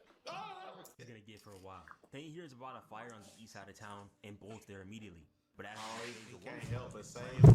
starts going absolutely hammer. And then he gets hit with what he describes as the hardest anything he's ever been hit with. Left hook so devious he couldn't even fire off a one-liner because shit ain't funny no more. Even so, Spider-Man heads off to run the fade. Look at that aura farm. Left Ugh. combo. Ugh. Nolan takes it, smiles, then blasts him. Spidey hops up, saying that usually villains spend a lot more time telling him about how much they hate Spider-Man. So what's his reason? And more hungry. Thanks. But I asked. Oh, Moreland tells him what's gonna happen. Spidey will run, and he will pursue. But Moreland does not tire. He is not so weary. No. Spider-Man is in his grasp. It ain't personal though. That's Spider-Man all the way off. Not personal. You walk into my city, try to kill me, and you say it's not personal? Bring it on. Spidey and Moreland start duking it out. Our boy giving him everything he's got, but no matter what he hits him with, some man It don't stop. He doesn't talk, he doesn't smile, he doesn't gloat, he does nothing besides continue his attack. Even worse, he starts involving the civilians around him. Spider-Man has to. Boy, this has to be the longest 12 12 hours? I would have been crashed out. 12 hours? I'm fighting this one dude. He not even breaking a sweat. I ain't even got nothing on him. I'm hitting him with nasty ass combos. I'm beating the bricks off this dude. I'm pretty sure Spider-Man was like, maybe if I don't hold back. What happens if I don't hold back? Maybe I'll put a dent in him. Spider-Man better stop holding back. Think about 5 minutes. Fighting. Think about just if you had to fight a nigga on even standing is you for 5 minutes. dude. 5 minutes is a long 12 hours, bro. He was 15 minutes in, like, when is this gonna end? And that bitch went for 12 hours. Bro, I keep hitting him. In order to keep him from getting swat, mangled, or killed. And at some point, it's fast too, like super fast. at some point, he gotta use all his strength, and it's still not working. Yeah. Yeah. It's not working. Yeah, no holding back. I was saying. Blocked away from him, and he still managed to get the jump on our boy, almost leading to them falling to their death if he didn't get free. Moreland doesn't have any special powers. He can't burst into flames. He can't use telekinesis or lightning or anything crazy. He's just a walking crash dummy that can also throw hands, like one of those training NPCs that you can test combos on in games, and Spider-Man can't seem to hurt him. After saving more civilians from a falling car, he gets picked up, punched till his ribs are shattered. Wow. And he's like, you know what? I'm out of here. And he attempts to escape, putting on his civilian clothes. Unfortunately, since Moreland touched him, he can now find him anywhere and anytime. Dude, now you're beating Peter Parker like he was Spider-Man. Peter was genuinely getting worked. Like, bro, he crashes the bar, backhanded into the wall. Getting on Pete! It had him wondering what he did to deserve it. Yo, this trailer is killing me, man. Nigga, make sure to grab every last drink. Put it in the cup, Rotato. But Peter is not finished. He's not gonna die. He's got the costume and he's got the power.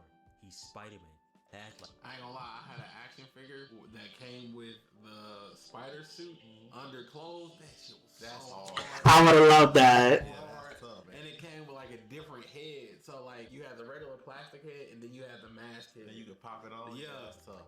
great power, great responsibility, and a great left hook. But Moreland has another trick up his sleeve, lighting a match in the gas-filled room, leading to an explosion that blows Peter's back out. The only thing letting Peter escape is the fact that Moreland lost his fit, had to get changed before he went back at it again. Peter also heads back to Zeke's place, trying to ask him for help, but Zeke tells him, "Hey, I tried to help you, but you wouldn't listen." Long story short, it's over. Sorry, buddy. Faced with this unfortunate reality, Spider-Man swings through the city, bones creaking, realizing he has two options. One, he can get on a plane and get the hell out of the country, but who knows what this maniac will do He can find once he you. realizes he's dipped. And option two, damn, he doesn't even have one. And as he realizes this, he sees Moreland causing more chaos. Spider-Man heads over to another crime scene, where Moreland is currently holding a kid over a fire, and when Spidey sees this, instantly his pain and fatigue fades as he's filled with rage. Moreland says, "Fetch, nigga," and Spidey hits a spectacular OBJ-type grab to save the kid. And then he yells out a battle cry as he continues his attack. But as good as his hits are, Moreland Nothing. and Spidey feels every last one. Just keep swinging. This tells himself. is He beyond me. shooters. Bro, this nigga is fucking. This is beyond me. Bro, This his- is some bullshit. Because this is, I think this Spider-Man doesn't have organic web, so he might even run out of web. Oh shit. Yeah. Using enough fluid to hold down Mm-mm. the truck, but Moreland just goes through it. Also, I love how even though this is hella serious, they still find time to make it funny. Spider-Man has zero money to call in sick for his job, but then he steals some coins from a fake homeless man. He's like, "Hey, you're not supposed to do that." And Spidey's just like, "Yeah, and you're supposed to be blind." Touche. Like, bro. Touche, nigga. Spidey's on the phone. He hears the scream starting up again. He knows it's Moreland drawing him out, and he just thinks to himself, "Am I that predictable? I'm tired. I've been fighting this guy for nearly 12 hours straight. I haven't had anything to eat." And it's not over. It's not over. He didn't fight for 12 hours. It's not. Yeah, it's not over. Oh, it was 12 hours. Nigga, it's not over. Nigga still got a squad. He still gonna beat this nigga. Wow. Whoa. I need to be like, please. I'd have been there. Can we? I'm done, man. I can't. I've been fighting you for 12 hours, bro. I'm done. You either gonna go down or you gonna leave. Which one? Either you gonna go down or you gonna leave. Give yourself up. Do something, bro. I'm tired. You've been beating me left and right for 12 hours. I ain't even been able to touch you. I've been holding back. I've been giving you full power. Ain't nothing happening. I just wanted to see. God damn it. Say, bro, me and Mike, we gonna get into some super manly shit one day where we gotta save the world, and it's gonna be us versus like some. I thought you was talking about like fighting. Like I thought that was just there. You know what? Sometimes I don't want to be here. And I think, can I just let this one go? Can I let it be someone else's problem? Just for a minute so I can rest? You need to, I nigga. can't, but I wish I could. No. I wish I could. What a go, bro. Running on fumes, no sleep. Hey no man, nothing. we would understand. Also, go ahead. We would understand. Hey, let's say Yes. we got city officials and people for bro. We understand, Bro, if I was Spider-Man, I would have beef with every other superhero in New York. Cause why y'all not doing nothing? Why y'all not helping me? Oh God, Marvel Spider-Man, for example, the Avengers of the Tower that's in the game. Doc Ock took over. Pandemic and everything. City was in ruin. Spider-Man had to take down all of the Sinister Six. Doc Ock, Rhino, Mr. Lee, Scorpion, all of them niggas, Vulture, by himself. Miles wasn't there. Then Miles in his game, he had Finn, his best friend, go crazy. Nearly put Harlem off the goddamn map. Where were they at then? Marvel Spider-Man 2. Venom took over the fucking world. Where were them niggas at then? Not one. Cause why is it only me dealing with the shit in New York? Where are you niggas at? Iron Man, you here? Daredevil, you're here. Can someone help me? Man, like I said, when the heroes be having to meet up and shit, I'd be like, F all you niggas, bro. Fuck all you niggas. Cause where were y'all when I was getting my ass thrashed? Y'all coming in like, hey Pete, I heard what happened. You heard what happened? I should beat the hell out of you. You heard what happened but didn't come help me? You saw me getting tossed around. You saw me getting thrust around. Just getting tossed like a salad. I'm getting thrashed and tossed like a salad. They tossing me like I'm a salad. And y'all didn't come help? Yeah, okay.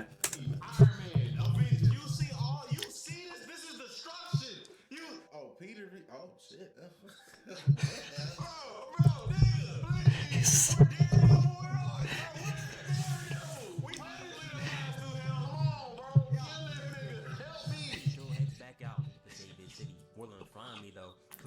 Scream again. I don't believe he heard you. He'd be a lot funnier if this wasn't happening to Spidey. Our boy tries ganking him from the back with a light pole, from one Easter hit like he always does. Reverses the situation and slams him into the wall. His light pole is about to meet its end. Spider-Man has no choice but to web onto a speeding car and escape again.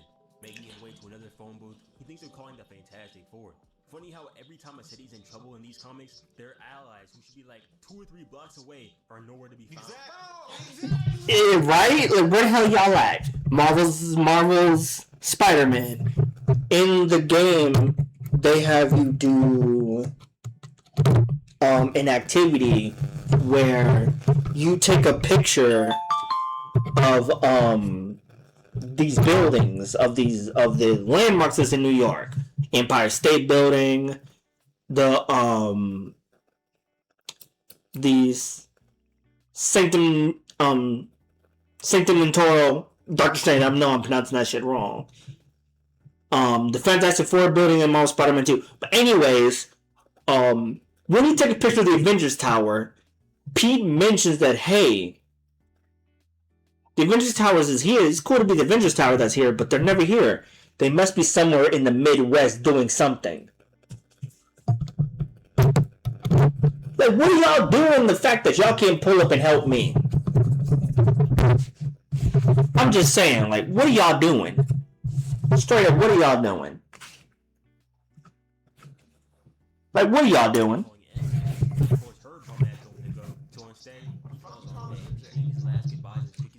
Because he's too broke to afford 25 cents. As his spider sense gives out another signal, Peter says that he always knew that he'd lose sooner or later. Nobody wins forever. No one. Only thing that matters is how you face it when the cards don't come up your way. I'm not afraid. I'm tired, but I'm not afraid. And he tells Morlun that he won't go down easy, and he won't go down alone. As the two of them go at it again, Peter repeating that he won't go down, another fighter enters the fray, and it's none other than Uncle Zeke. In a rare moment, Spider-Man understands how it feels when someone looks up and sees him, a beacon of hope in a time of need. They proceed to hit this man with the Jujutsu jumping. First hit from Zeke drew actual blood from Morlun. Spidey says that it's like he's fighting with an older version of himself. They have the same instincts and the same moves. It's almost perfect. But when Morlun grabs Zeke and takes his life force, it was all over. Not even letting Spider-Man die for the body. Then saying that his energy was not filling, but nice. And that he's gonna have a cappuccino to wash it down. What a demon. 20 minutes, but he finds nada. No body, no nothing. Not even a trace. He came, he helped, he fought, and died. All for nothing. Or was it? Zeke was able to draw blood against Morlun, and this turned out to be exactly what Peter needed to secure a win. Taking it back to see its contents, he realizes that Morlun's blood is made up of the DNA of, like, everything. Basically the purest DNA he's ever seen. That's how he's able to go after totems. Morlun believes that Spider-Man is Peter, but this just isn't true, since Peter was bitten by a radioactive spider. But hey, he doesn't need to know that. Spidey ends up heading to this nuclear lab, where he injects himself with some radiation fluid. The pain is unimaginable, and soon he passes out. With Morlun coming to collect his soul, but when he tries to take his energy, he soon comes to realize that this was a mistake. As Spider-Man wakes up and starts wailing on him, he tells him that he's not pure, injecting him with that mean right. He then proceeds to go on a yap, which basically comes down to, you fucked up, and it's your time to go. You could just feel the anger in these hits. Yes, Pete. The other side of an irresistible force. How does it feel to be pursued by someone? Type shit. Or give up? How does it feel? Beat his ass so badly. Whoop that dick. Big Pete. Whoop that trick. Whoop that trick. Whoop that trick. Old boy begging for mercy. Please, Spidey, I need this. Empty. I need food or I'm gonna die. And Spider-Man is faced with a decision. Does he cross the line of no return? Cross that right bit. here now, or let him go? Cross. With the consequences of it later. Before he could do anything, Morlun's lackey, this odd guy named Dexter, the dude who, aka the dude who was with him when he was talking about his ass, kinda just quits his job and shoots him. Yeah, and Morlun fades off, never to be seen again. Man. For now. Dex too, after Spider-Man threatens to do him the same way he did to Morlun.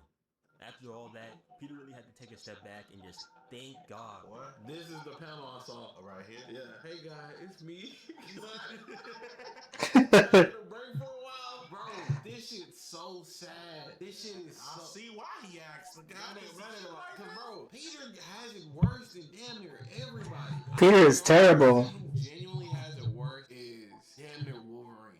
Yeah. Because Wolverine, he can't, for one, he can't love anyone. He literally cannot love anyone because he's going to watch them die. He outlives everyone. And then when they finally killed that nigga, he wasn't dead. His body just took some time to reset.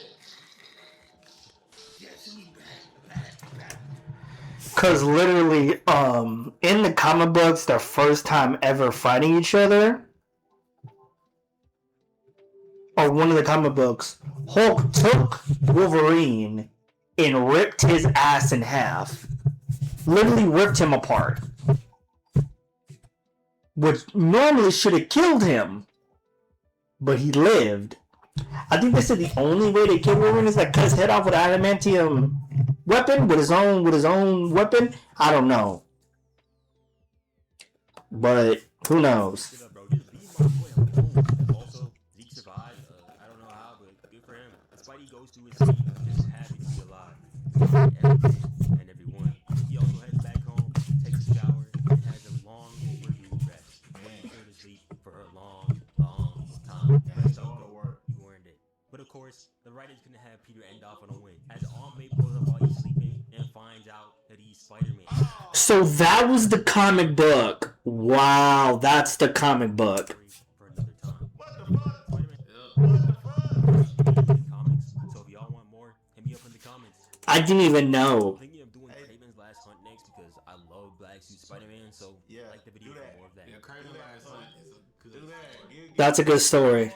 That Twin W video, man. Y'all like this video? Make sure y'all sub up to Noah. Beautiful, beautiful, beautiful, beautiful. Let's see what else. So this is 2K26. I mean 2K27. We're gonna check this out too. Guys, we have officially seen 2K27 today with creators being on early access. I was actually a part of it as well. I can't believe it. I know if you haven't seen, thank you all so much. I didn't watch it, so we'll check it out. Let's get straight into it. I'm not here to waste y'all's time, bro, because we have seen 2K27 now, so we really need to talk about it. Zach Timmerman, a 2K employee, says the bonus badge tokens and slots you earn through season rewards are permanent. They're not taken away, reset each season, and they're available on any save you create. That's awesome. Season rewards, guys, are permanent. You get to keep those. Iggy Mo has apparently said that 2K27 shop contest system is worse than last year. Look, guys, I played the game. I was on a 7'3" build for most of the time because I just figured out the night before that I had early access really late. So I had no teammates when I got on. I had to make a center build so I could play with somebody. And so I made a 7'3" Wimby type of build. It has a 74 block. Then I went up to a 78. And blocks are really good this year, like extremely buffed from last year. But the contest system, I don't know. My contest stuff was not very high. I need to see when someone has 99 perimeter and then they got, you know, they're jumping on somebody, they got all their badges, a build maxed out versus another build maxed out, like a small guard, meta dribbler versus a pure lockdown. It's really hard to tell right now, and it's really hard to say it's worse than last year because we don't really know yet till we see a build versus a build maxed out. So you can wear hoodies in the 2K27 rec. It seems like 2K is going a bit more arcadey now that they got the females Nice. as well. So they're trying to take another step, it looks like, in my opinion, with being a little bit more arcadey. Some people are going to love this. Some people are going to hate this. You guys let me know in the comment section. I'm hoping that this matches your team's jersey color. If not, it could get hectic down there. You know what I'm saying? So anyway, guys, make sure when you load up 2K27, that shout out 2K Labs, by the way, bro. You open up the game, you go to your settings. This is huge. Like, it Talk to me. Number one thing you gotta change. Go to controller settings and please turn off auto lob to moving receiver. You're gonna be throwing terrible passes if you have this on. You got it. That's the first thing you do when you get on the game. Okay, bet I will. What he sees that small guards are definitely looking the most dominant right now on 2K27. And I gotta say, guys, I have not seen that many small guards frying today. Like, so far on the game, not really frying. Now, look, we did figure out that the starter 4 animations from previous years are like veteran 2. We'll talk about that in a minute, but maybe when they get those, small guards will be better. It's just, that's going to be a long time. So 2K, if y'all did not see, they actually teased a 2K, a GTA 6 collaboration in Season 3, which Season 3 will be starting right around GTA 6's release. I don't know what they're going to do with this, but I wanted to show you guys that they did show us that today. I don't know what they're going to do. That actually kind of has me excited, though. Joe Knows with a crazy contact dunk. Let's play this right here. Come here, D-Trick. Ooh. Okay, so contact dunks, I told you guys from the minute we seen the first gameplay on 2K27 from Creator Day, Community Day, whatever, finishing was looking extremely good. I will say, though, Any current gen news? looking like it does definitely negate that. which is Nasty. good for the game. You know, you should obviously be able to defend this, especially if you spend the attributes to be able to get it. So Yadman said, or Yawman said, shout out to everyone who fell for the Genjutsu. So the illusion. Pigs for all guards are dropping today. It's about to get crazy. Appreciate y'all rocking with the Unk Dribble Genjutsu tapes from Community Day. So basically what he's saying is he was purposely fooling you guys before 2K27 came out, from at least this is what I'm getting from it, by showing you guys, and he was saying over and over that like left riding is done, dribbling is going down the super realism pro play route. Apparently that's not true, because people were kind of moving today that knew what they were doing, and you see right here, He follows this up with 6'4" to 6'8" guards or. Damn. I saw this video earlier today. I didn't react to it, but I saw this video earlier today. Look, I think what he was doing, guys, in all like honesty, is in previous years there has been some things taken out of the game from Community Day into the game because people were complaining about it, right? And then Mike said, okay, all right, let's take that out of the game. So he was just like, okay, what I'm gonna do is tell him that dribbling is cooked. It's super pro play, super realism, and look what he's doing on day 1, bro. Or day 0, I guess you could say. So I think y'all are going to be fine. That are worried about dribbling, you're going to be okay. This is the new rec lobby. It is the exact same as 2K27. I'm not going to lie, guys. Again, just like the park being the same, I really don't care. I mean, it's cool that, like, Stage got a new, whatever. But, like, I care about the gameplay being good. If the gameplay is good, that's what I'm happy about. So, look, bro, this one right here. I was streaming today, and my first game on 2K27, because again, guys, I didn't have any team. You were playing Ronnie? If you skip ahead, was with Ronnie 2K and Cheeseaholic, and this is what happened, bro. Who's our teammate? Who is this? Oh. Damn, Ronnie, it's like that? Damn, Ronnie, it's like that? Yeah, I don't know. I'm good, bro. Bro, he just went completely silent. Like, why did he do that? Damn, is he still beefing for you all them years ago? Because you guys don't know, I forgot what year it was. I think it was 2K21 or 22. Ronnie blocked the Badge Plug. Badge used to be in the community, used to be going to Community Day. He blocked him.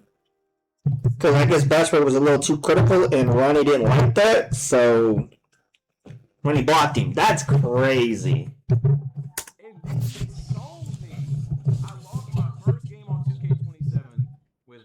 Hey, Ronnie, we gotta run it back, bro.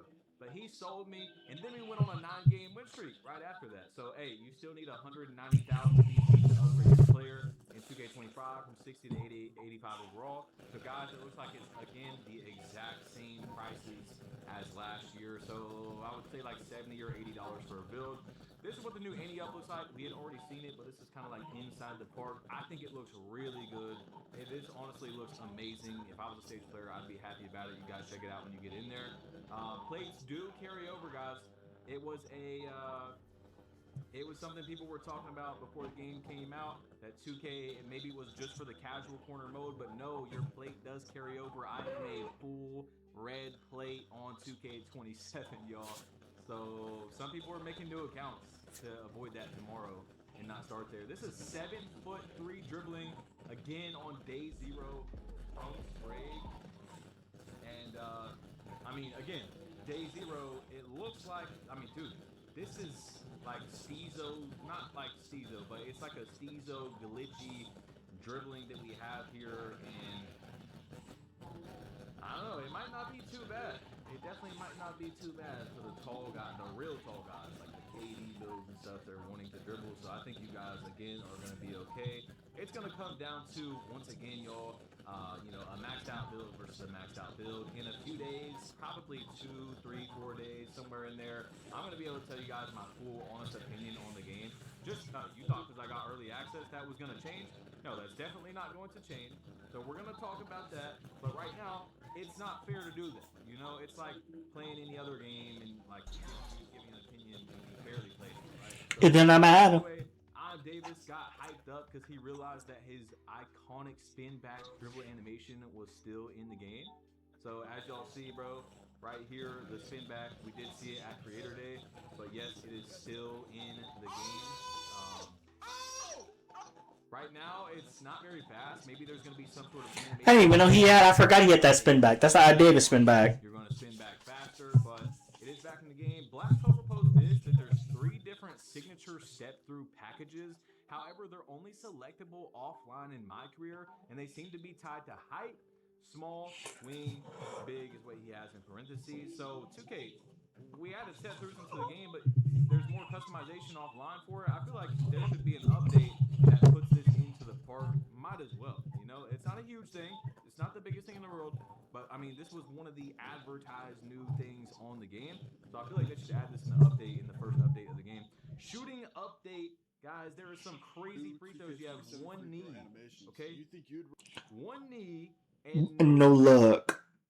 Okay, you can shoot a free throw off one knee and behind the back. So again, I got further just, you know, going with what I was telling y'all, where I think 2K is trying to be a little bit more arcadey this year and like all around. Again, some people are going to like it, some people aren't. Here is the My Career level rewards. If you haven't seen yet, I actually need to see them again because, you know, I've seen them earlier, but so much has happened. You get 30 Gatorade boost, 60 skill boost at Rookie 1 or 2, Rookie 3's extra live practice drills. My Career? We're going to go through these fast unless they're, you know, decently important. Earn a 10% badge progression accelerator for the physicals, discipline, and then you got unlock 1 cat breaker at Rookie 6. So Rookie 6 is definitely important. You get 2-way at Rookie 7. Then Rookie 8 is going to be your recharge booster. Starter 1 is your cat breaker again. So Starter 1, Rookie 6, that's 2 caps that everyone's pretty much going to be able to hit. Almost everybody playing the game. So you're going to want to build, you know, base your build a little bit off that. Earn a 10% badge progression for rebounding. Then you're going to get a tier 2 prize in your daily rewards. 1 cat breaker again, which most people should be hitting right here. This is like starter 2 or starter 3, probably starter 2 in 2K26. You got the heat check at starter 5. Then you got live practice drills at starter 6. Your next cat breakers at starter 7. And then you have additional badge loadout starter 8. Veteran 1 is going to be another cat breaker. And this is where it gets crazy, guys. Honestly, earn a 10% badge progression accelerator for the shooting discipline. Check this out. Gold cyborg body mod, colorful mannequin body mod, large collection of animations for your My Player. So Veteran 3. Damn. They said it's the same progression as last year, except for you get 20 more levels. So you just level up a little bit faster because there's 20 more extra. So this is basically like Veteran 1.5. You know, this is Veteran 3 on this game. Maybe even Veteran 2. And it used to be Starter 4 to unlock this large collection of animations. So we're going to have to see what's behind that, but it's going to take a while until we see this. And this could literally change the game. Like, Starter 4 definitely changes the game, but we're not going to be able to see it for a while. For a while. 2K27. I don't know. I don't think I like that, bro. I don't like them pushing it back like that, but it is what it is. Unlock 1 cat breaker. Unlock tier 3 prizing. I feel like it should just stay at Starter 4 or in this game, like Starter 6, you know? Unlock 1 more cat breaker. Then you got 100,000 DC. 20% off My Player apparel purchases. Unlock 1 cat breaker. Then metallic body mod, big head body mod, a team mode. You're gonna get another cat breaker. 150,000 VC. And then coming soon, a new My Player builder feature. They did this a few times as well in the lifetime challenges. So we're not even gonna know what these are until the start of season 2, which is a pretty good idea in terms of getting people interested in season 2. Okay. 1,000 VC. Then we got unlocked tier 4 prizing your daily rewards. Another one coming soon. So we're not going to see those. Unlock 2 cat breakers to improve your My Player. A legend player indicator, 500,000 BC. And again, something we don't know about yet.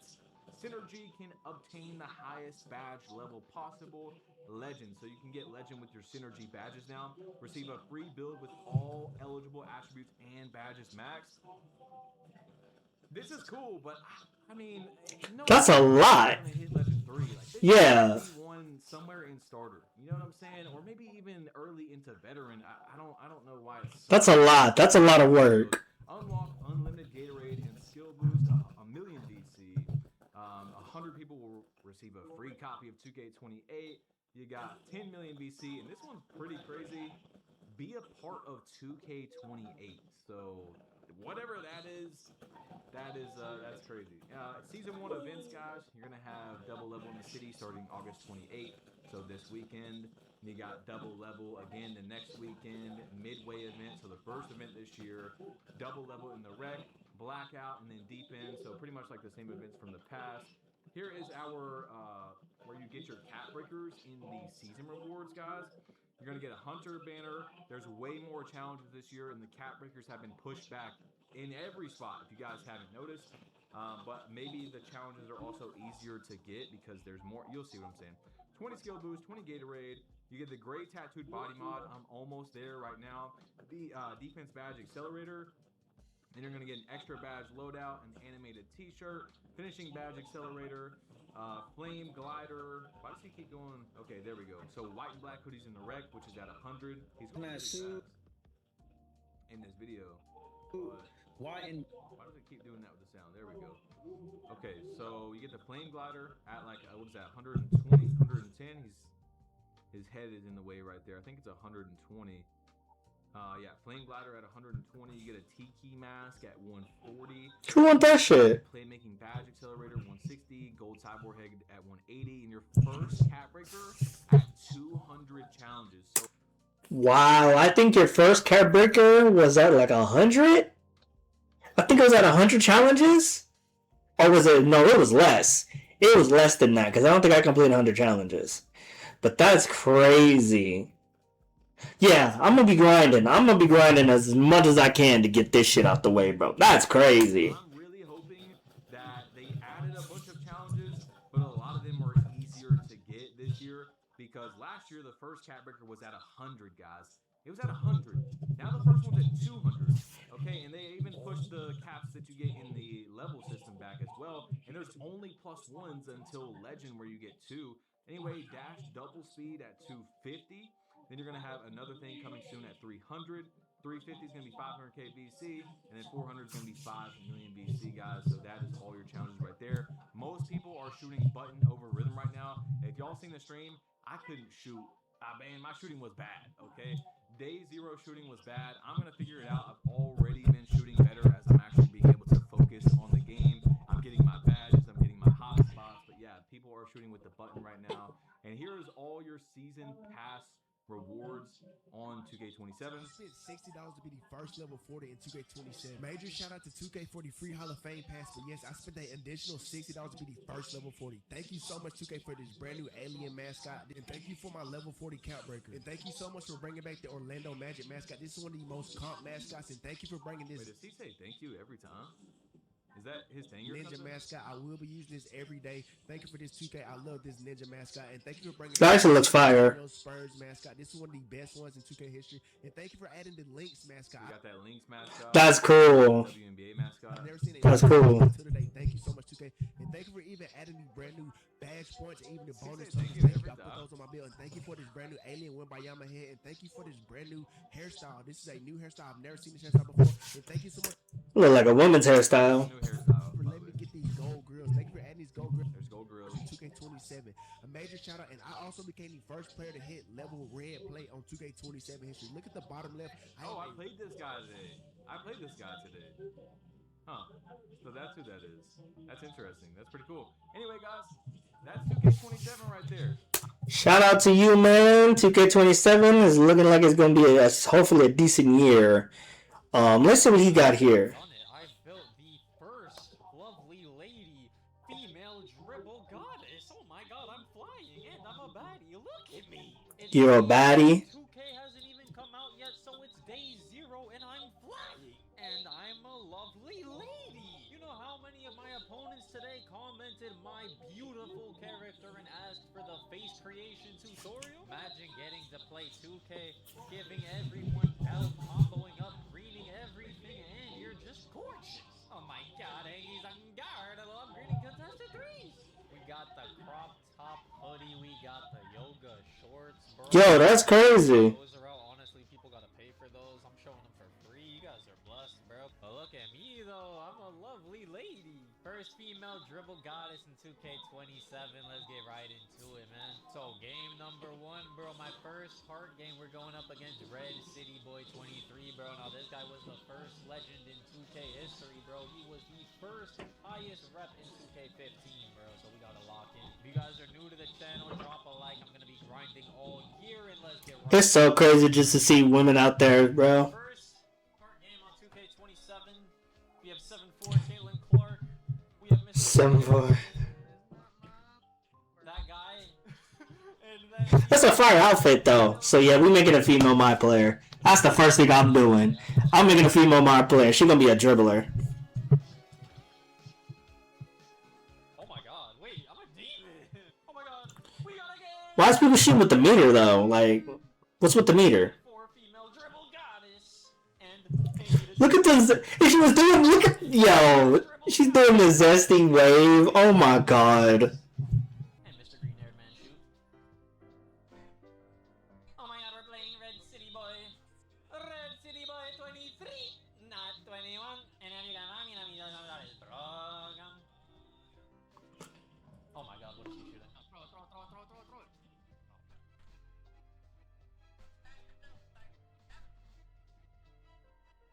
Thank you very much, Doom! Oh my god. I'm back. I'm good. Good up, I'm up. I need to know my icon so I can say like circular X. I'll shoot here. Nice, very nice. Okay, I'm circle, he's I'm gonna bait pretty hard, bro. You don't have to help, beat time. I got it. I'm playing paint. Red City Boy 23. Bait it. He's baited. Oh! He went up, it's crazy.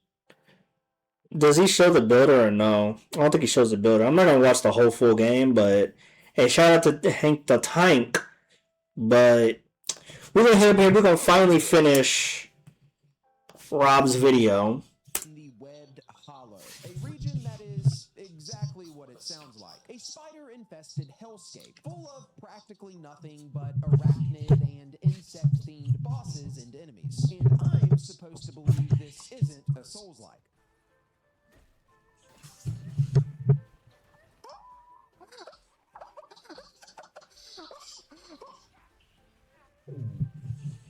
Come on. I thought I was gonna sell that, dude. Why are you so delayed, sir?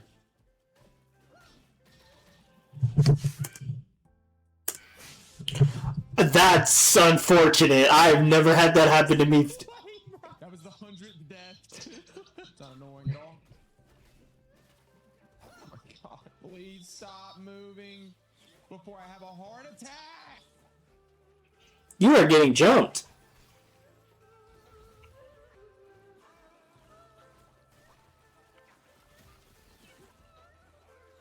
What in the Dark Souls? Not a Souls-like, huh? Alright, dude. Alright, dude. Y'all can have that. Whatever's in that chest is not worth it, homie. What in the...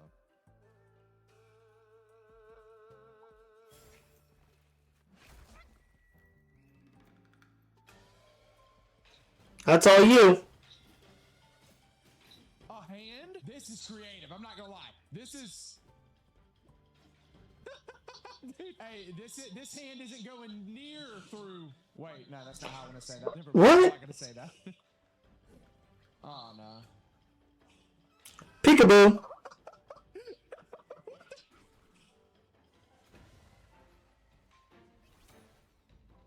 Ladies and gentlemen, we got him.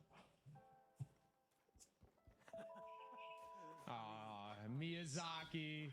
Your influence knows no bounds, Miyazaki. Story-wise, Who's Miyazaki? a little bit of Bajie's history, specifically his past romance with the Violet Spider. To keep it short and sweet, Bajier ends up captured and bewitched by his former lover and her daughters. So much of the chapter follows the Destined One as he fights his way through the Hollow in an effort to break the spell, eventually having to actually face a bewitched Bajier and then the Violet Spider herself. But trophy-wise, I earned the next one early into this chapter, back in the Zodiac Village. Out in the world, you can find plant seeds, which you can give to Qianlong at the village to plant and then harvest for valuable materials. I can eventually find all 15 seeds in the game for the Seeds to Sow trophy, which...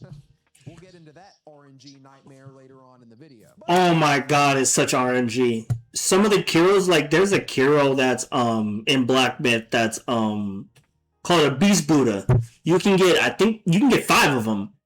It's so RNG to get those. It's so RNG to get those. Like in the video yesterday where he was fighting the guy that had the spinning blades in his hand, he called him Kratos. Like, what am I fighting, Kratos? That's where you get them from. You get them from those 3 Pacific guys. But it's such RNG. You gotta be doing that shit for like hours just to get it. I hate when I have to farm something that isn't a frequent drop. Biggest bane in my life is that right there. A trophy for my first harvest. this. I wish I could understand what any of these trophies. I applaud them for the creativity, though. Definitely, you're not. I'm glad I'm see like those trophies make no sense. How would I know that I needed that?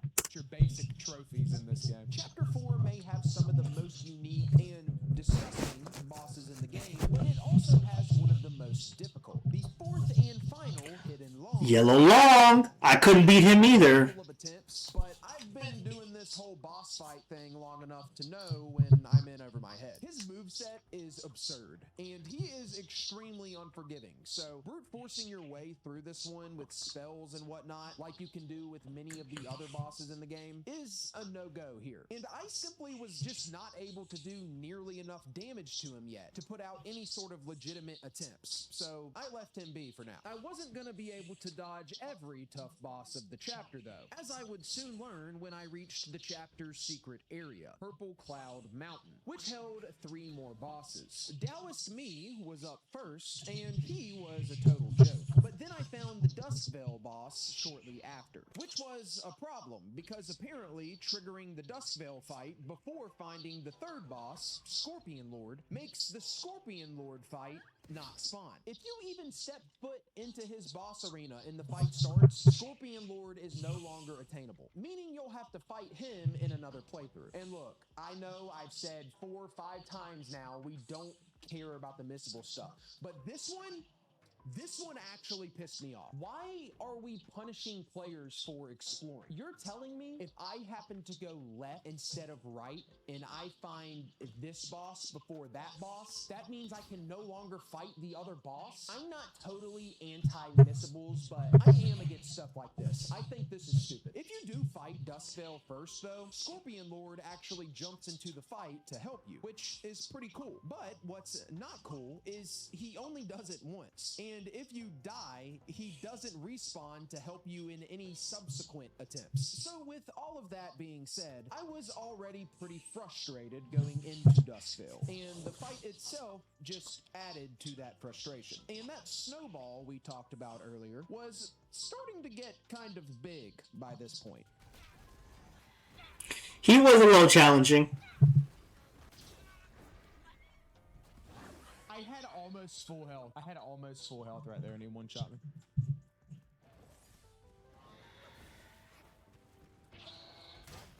Good start. Not over till it's over. Well, it's over for you. I actually got it for once. Jesus. Get out of the blood rain before he kills you, bro. I can definitely do this right now. No, you can't. I can do this right now. That's big damage right there, son. Spellbinder is such a cheat code. Dodging too much.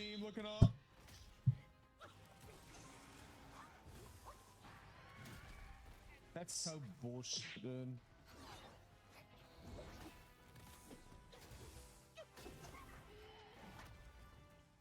Fucking... I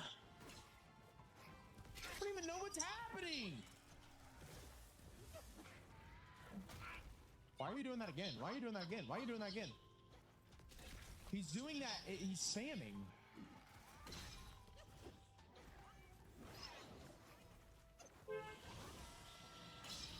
Come on. Come on. That's good damage. No way you fumble. Holy shit. Horrible hitboxes. The cockerel crowed. We got a trophy for that one. Okay, cool.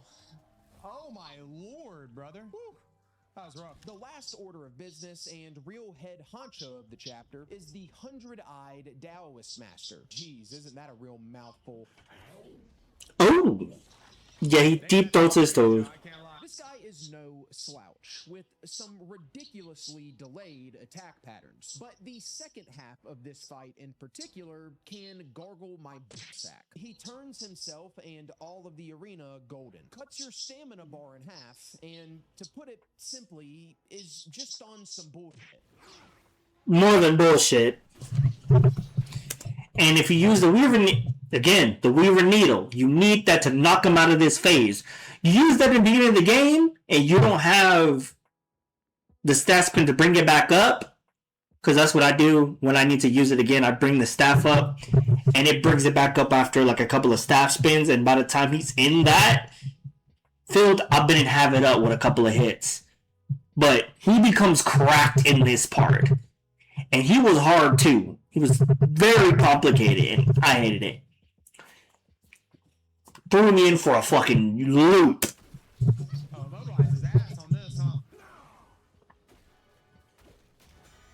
Get parried. Bro's parrying me, bro. What are you doing? What are you doing? So it's bullshit, okay. He still hits you. Because I'd already beaten the secret area of the chapter, I'd earned a new vessel called the Weaver's Needle, which you can use to counter this phase. And that made the tail end of the fight much more reasonable. So after several attempts of beating my head against the wall, I was presented with a golden opportunity to bring this guy down for good. See, Talk to me. what I did there? Because he's golden. You're so funny.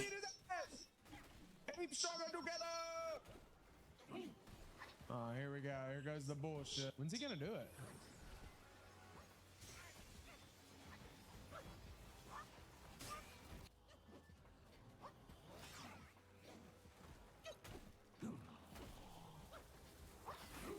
It's so bad, dude. Oh my god, this is annoying.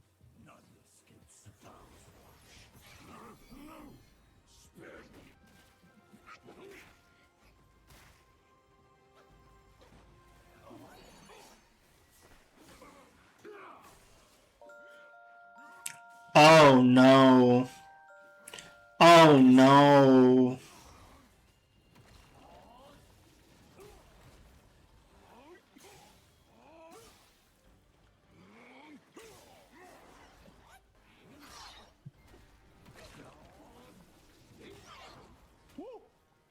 Ooh, nice. Oh, you got this. You got this. Good shit. Them vessels, man, they save your life. What is he doing? Grabbing the fourth relic from the Taoist meant that it was time for Chapter 5 in the Flaming Mountain. Coolest boss I've ever fought. Yasha King, the red boy in Yasha King. Coolest boss fight I ever fought in that game. Fire. I might replay it again because I'm in New Game Plus 4. On one of my accounts, I might replay it and beat it.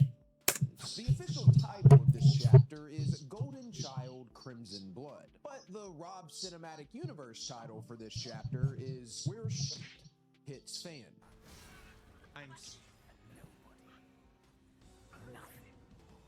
This is when he rages. Centered around a conflict surrounding the Bull King and his broken family, this chapter begins with a cinematic battle segment where we are introduced to a Bull NPC, the Pale Axe Stalwart. He gives us a questline that involves beating a few of these cart bosses that were invented by the King's son, who is seemingly the one responsible for all the chaos in the region. Defeating all of these carts will reveal the chapter's secret area, and these could hardly even be considered as bosses, as they were more gimmicky than anything, though they could be a little bit deceiving at times. I feel like you don't really do much, huh? I feel like you're kind of limited in your movesets. Bitch! What is this boss design? Alright, let me stamina up real quick. Maybe drink, yeah, just in case. Ow, okay.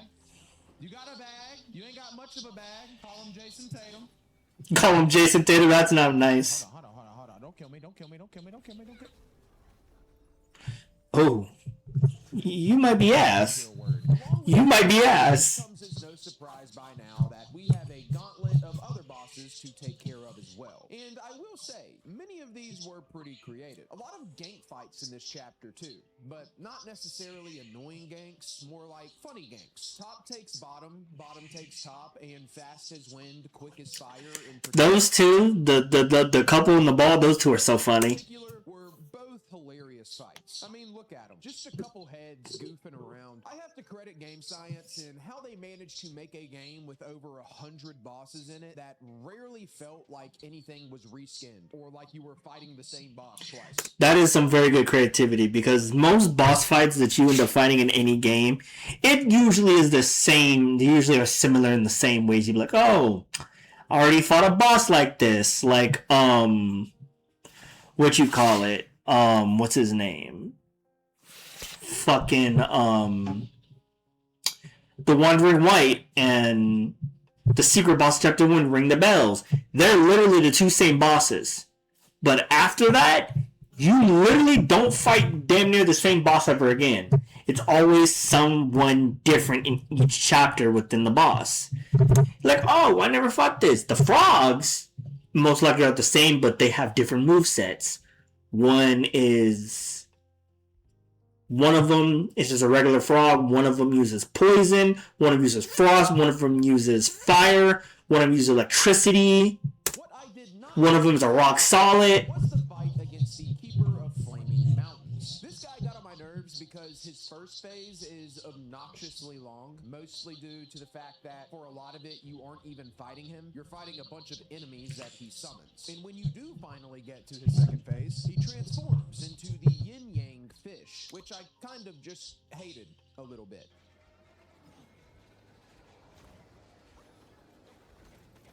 Oh, damn. That's some bullshit, bro, if I've ever seen. Say goodnight, motherfucker.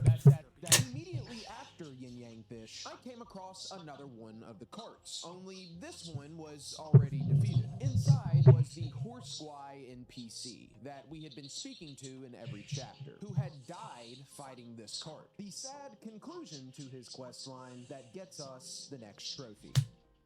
Ooh, urge unfulfilled. We got a trophy for that. With my life, I'll repay the title he gave me. You see, I just don't know what that means, but it's fun. Dude, is that the freaking horse? Is that the horse we've been talking to every chapter? No way. So the horse quest is done. Wow. R.I.P. Gregory. Put him on a t-shirt. Does that count, the one that the horse was in? Does that count as a cart or not? Oh, no. Damn. Really fast, I'm not gonna lie. I was not expecting it to come that fast. Pause? No, you gotta go over there. Come here! That one was a little more surprising for me, but... Come here! It comes back? Dude, this is the hardest part of the game. We're good. Come here! We're not. Okay. Dude, this is wretched, dude. This is... devious. How dare they? Not a Souls-like. What do you mean? Eventually, I reached the cooling slope in the Field of Fire area, where I ran into the final cart boss, the Rusty Gold Cart. And I know I just said these could hardly be considered bosses, but this one was an exception to that statement. It did not take long to figure that out. Come here. You're a little different than your counterparts. This is kind of hard. I'm not gonna lie. Will we make it work though?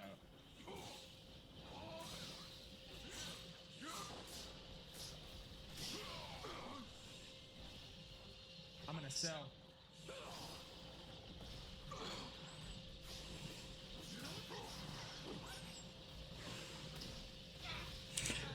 Oh, you should have waited. Damn. Damn. Isn't that just silly? How silly of me. I don't know how to dodge that.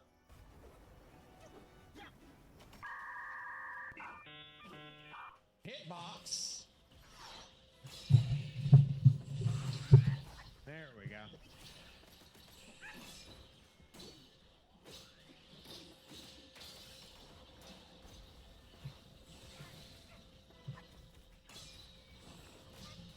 Damn. Oh, you're dead.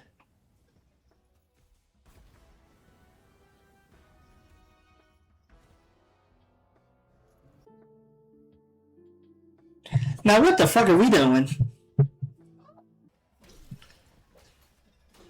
You think that nigga was hard? Wait till you. Whoa.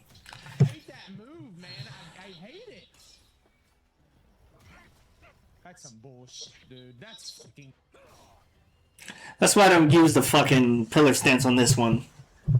He's trash. If you don't kill this motherfucker. Woo! I thought I was gonna sell again. Dead ass, I thought I was gonna sell again. I thought I was selling. Behind that last part is the secret area, and inside I found the Bashui Golden-Eyed Beast. By far the hardest secret boss yet.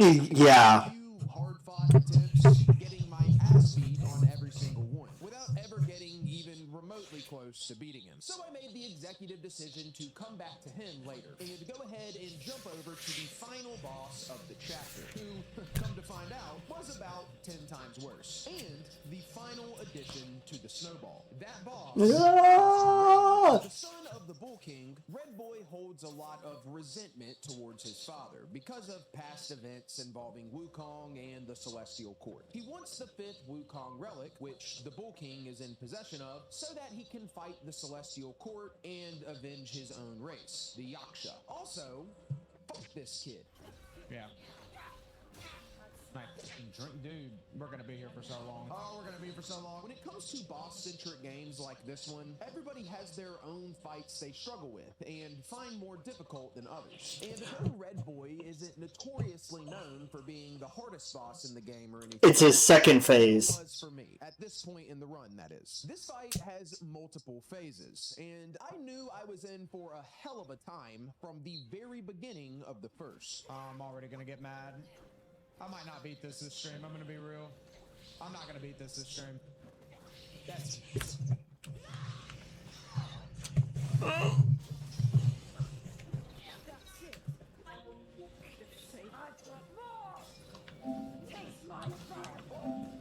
You.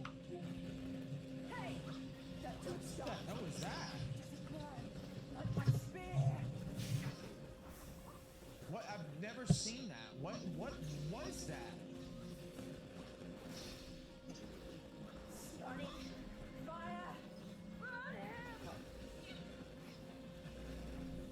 It cancel my fucking immobilize, man. Stupid ass fight.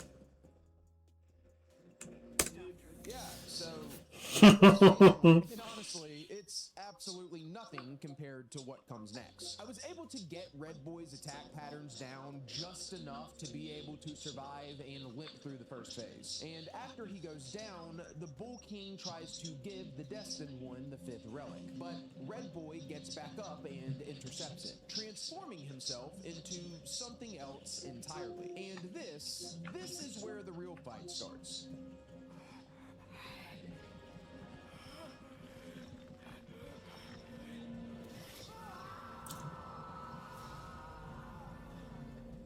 Fire as hell, though. You gotta give it to him. Fire as hell. Fire as hell, though. Hey, my boy.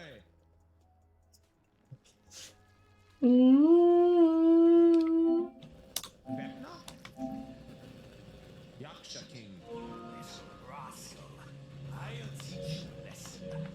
Your parents' behalf. Oh my god. And I have nothing.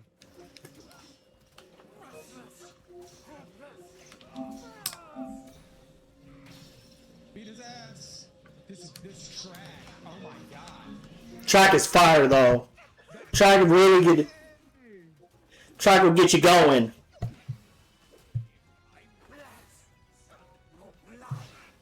This move right here. This move right here pisses me off every time I fight this motherfucker. Oh, this move pisses me off every time I fight him. Because he just gets these range attacks. No matter how far you get from him, you get hit with the hit marker and it pisses me off. Just like, nigga. It's just that move. This is gonna be awful. But what if I told you, when you do finally learn Yaksha King's moveset well enough to make it to the back end of phase 2, Talk to me. It gets worse.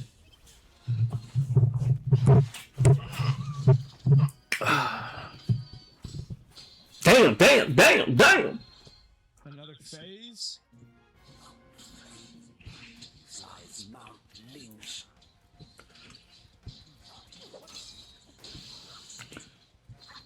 Tough.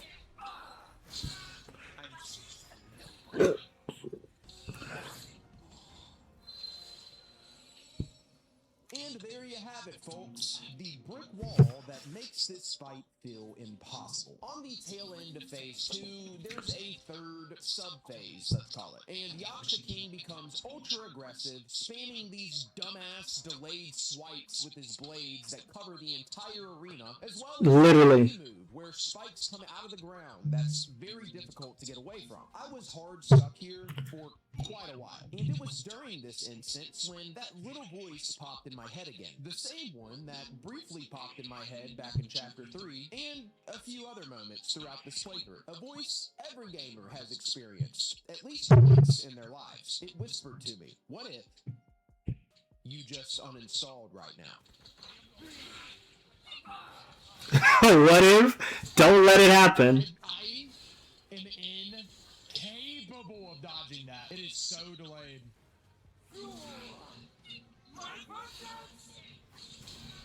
I dodged one. Ooh. My vengeance!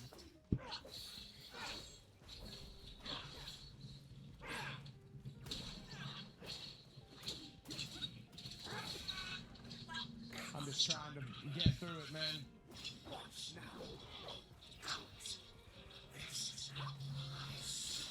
That's such a dumbass attack. You have no time to get away from that.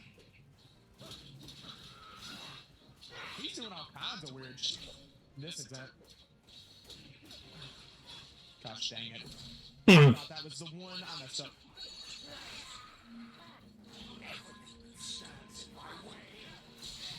What are you doing? How did this end up being okay?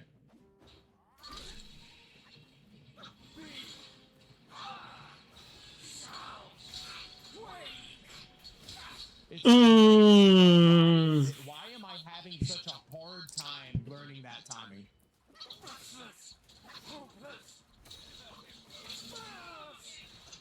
That was no. I was on the opposite side of him. What?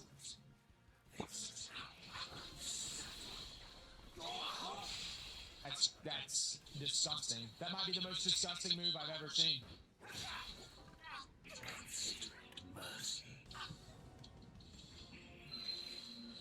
Consider it mercy.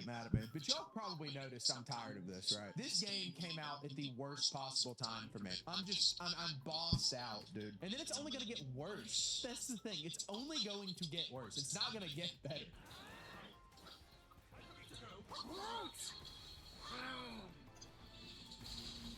And Baji just left. Baji just left you. It's just such bullshit. He never fucking stops, man.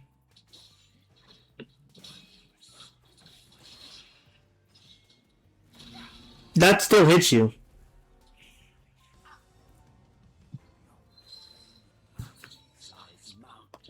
Let me make sure we're still... Yeah, we're still recording. We're good, here. I still can't beat him like this, man. That's the sad part.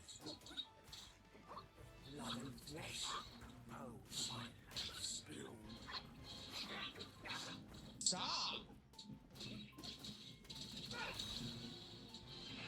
Oh, that's a good one. That's a good one. Come on, Rob.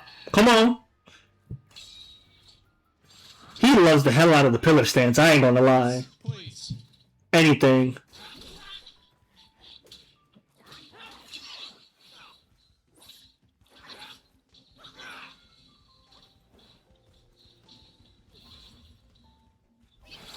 We're good. You're good. Get some good hits in. Come on. Come on.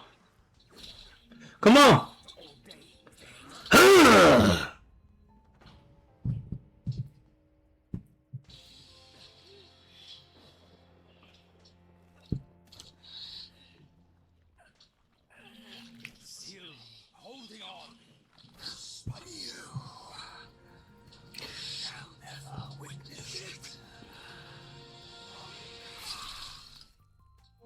That was such a. I'm glad he did that. He deserved that. Beating Yaksha King not only earned the 5th relic, but also earned the 4th vessel, unlocking the trophy Treasure Trove before hopping into the final chapter of the game, which takes us back to where it all started, Mount Huagua. Hope I said that right. Many of you watching probably thought Yaksha King was going to be the breaking point that I've been foreshadowing. Nope. Because chapter 6, that fucking deer. If you guys haven't seen my reaction to playing Black Myth Wukong, there is a boss that is a deer. It uses Frost as its main attack, and its second phase is Poison Bane. He'll talk about it, but it's one of the most annoying bosses in the game. It'll make you rage quit, and it pissed me off a lot because I'm like, why is this boss so damn annoying? This entire video. I mean, I did say that he was the final addition to the Snowball, so I imagine you were probably pretty surprised to see me overcome and beat him. But here's the twist. Yaksha King actually was the breaking point. That boss brought me so close to the edge that going into chapter 6, all it was going to take was one small push to send me over. And sure enough, that push came from the very first boss. Oh, damn. Supreme Inspector. Oh, okay. Alright, dude. Alright, man.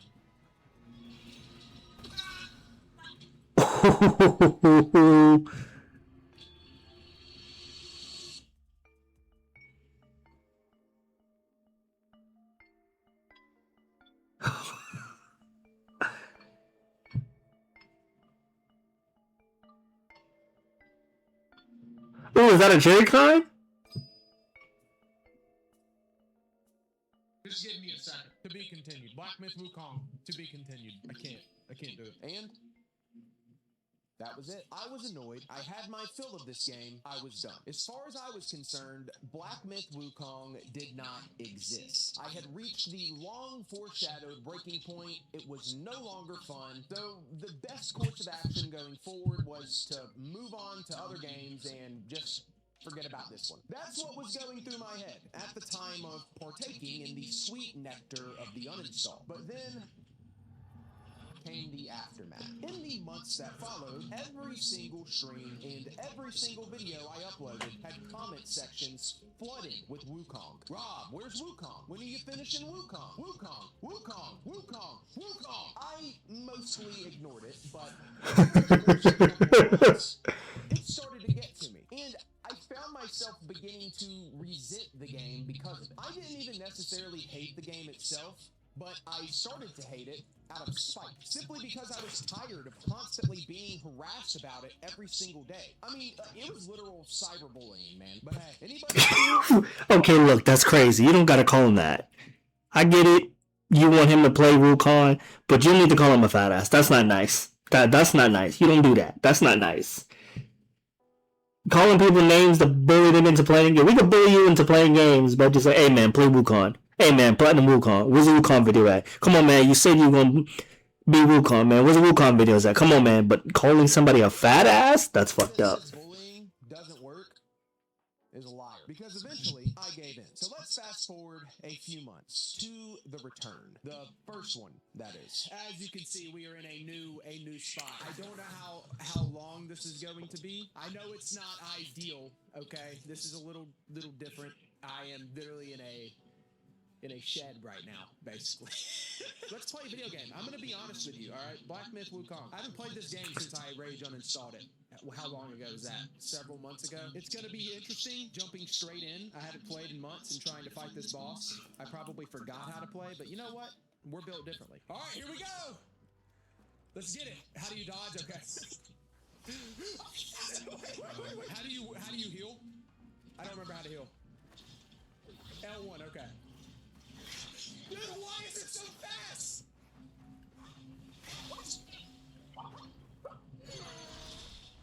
There we go. There's something. This is so doable.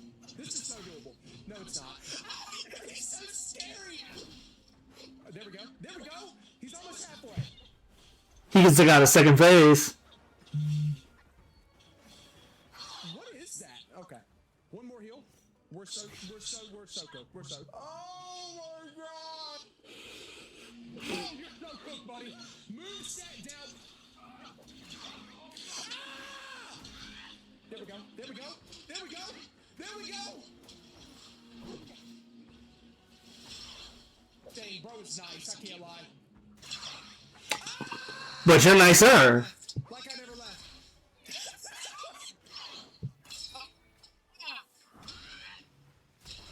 What the? What the? What the? What the? What the? What the? What is this? What is, bro? Ah! Elite level gamer. Elite level gaming we're seeing right here. Don't take it for granted. Get your ass here. Imagine that. Oh, he put the wind hammer on. Imagine that. Yeah, imagine. Yeah, imagine. Imagine you're dead. I'm so scared. I'm so scared. I'm so scared. I'm so scared. Good dodge. Oh, I thought he missed. Hit him again. Oh my god, we did it. We did it. We did it. We did it. No way we didn't do it, right?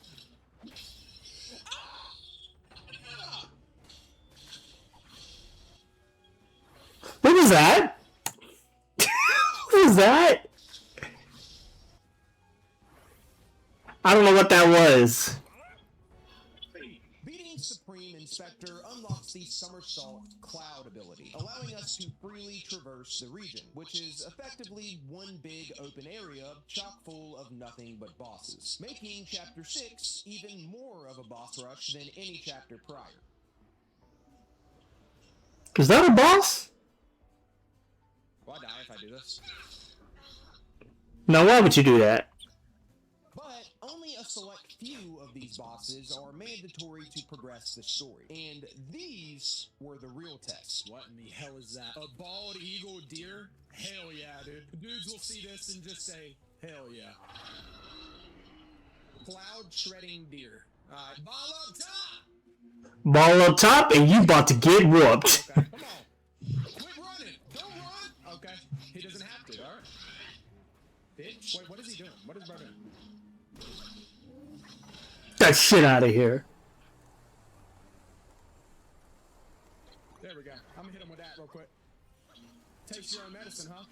We'll taste your own medicine? Okay, we're not. Come here. Come here. Dude, that is literally disrespectful to gamers everywhere. Game Science should be criminally charged for putting this one in the game. I'm disrespectful. That's a wrap. That's a wrap. That's a wrap. Second phase. Second phase. Bitch. Wait, what? Second phase. Did you forget, Rob, that we got second phases in this game? Did you forget? But the good thing is, when you get to this phase, he gets a lot more easier. He does. He gets a lot more easier. To be back. Like, when are you supposed to hit the...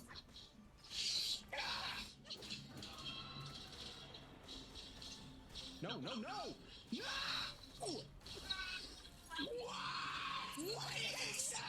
Defeating each mandatory boss in this area rewards us with one piece of Wukong's golden gear set. The cloud-treading deer earned us Wukong's leg armor, and the gold-armored rhino earns us the body armor, which, just like the deer, we had to work for a little bit. A little bit. No! No! Oh yeah, and don't even get me started on that damn cockroach. Skadoosh.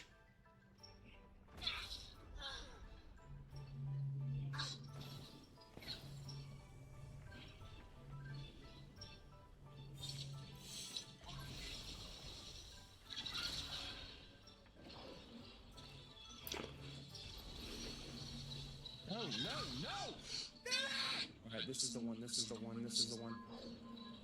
When you hear them saxophones getting louder? No!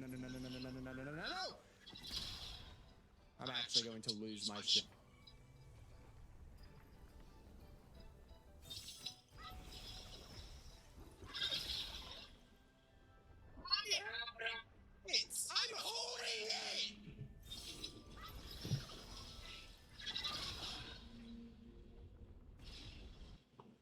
Next turn. Next turn. I've had enough. I've had enough. I've had enough. I've had enough. I've had enough. I've had enough.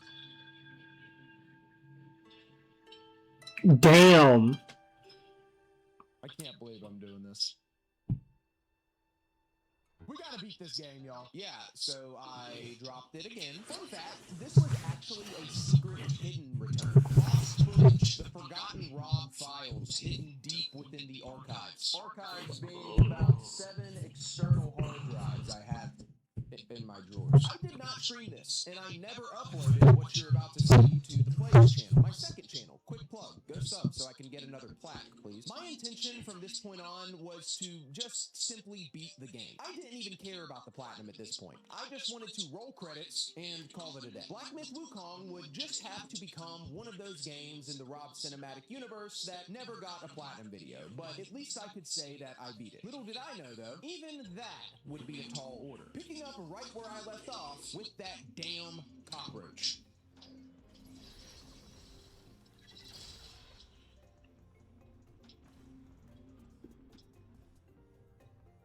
Do we have to do this? Now I remember why I stopped playing.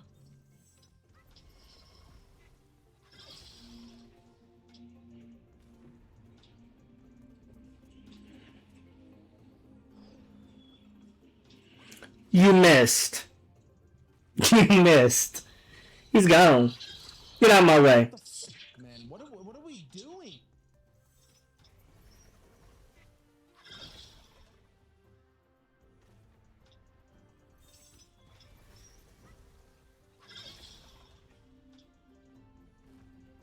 Why does it keep going? However, that damn cockroach was not what led to what would technically be Rage Quit number 3. No, that would come immediately after that. This damn praying mantis. This damn praying mantis, bro. When he gets into his mini-second phase and his boss, his attacks, when you get his health a little down, he gets into a little mini-second phase. He stabs his blades into the stomach acid and he fuses them with it. This motherfucker turns into a 9. He just turns it up a notch. He turns it to fucking 100. And his attacks become quick as hell. The only way to contain that nigga is literally to use the fan, the plantation fan. That's it. The phantom fan, that's it. Cause like, oh my god. This dude was a fucking problem. The last mandatory boss of the chapter before the final boss of the whole game. The Emerald Armed Mantis.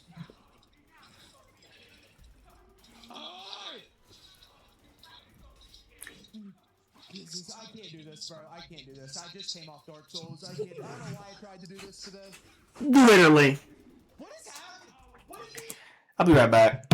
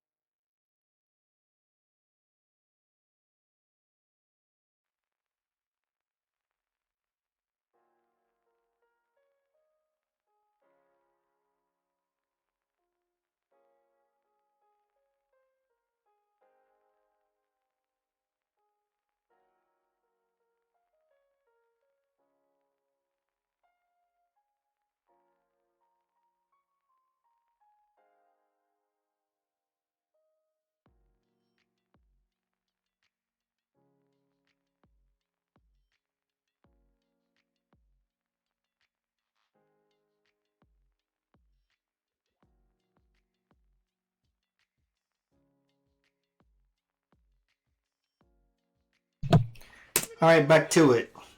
Let's go.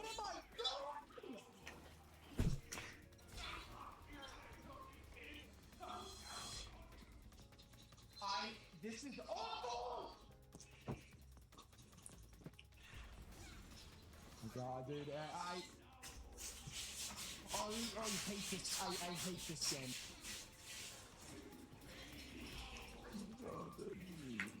This boss was so terrible. Waste of time, waste of time, waste of time, waste of time, waste of time. I'm done. And now, we fast forward again, all the way to November 3rd, 2025. The longest hiatus yet. You would think by now my wonderful community would have let this one go. And I would have No. The comments never ceased. Still, every video had a plethora of comments about finishing this game. Platinum Wukong. Ooh, sorry, y'all. In the YouTube moderation tools, but it didn't matter. The comments just got more cryptic, like return to monk and shit. So here, I meant business, and I was dead set on putting an end to this. Just irritate the hell out of you guys. My fault. Ooh. Okay.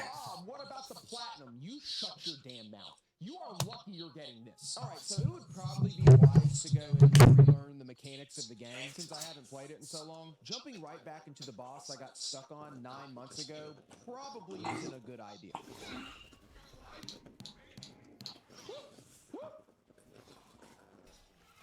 No! I'm already good. I can't crash out this early. I cannot crash out this early. We're 3 attempts in. Did you ever stop? Let me lean up real quick.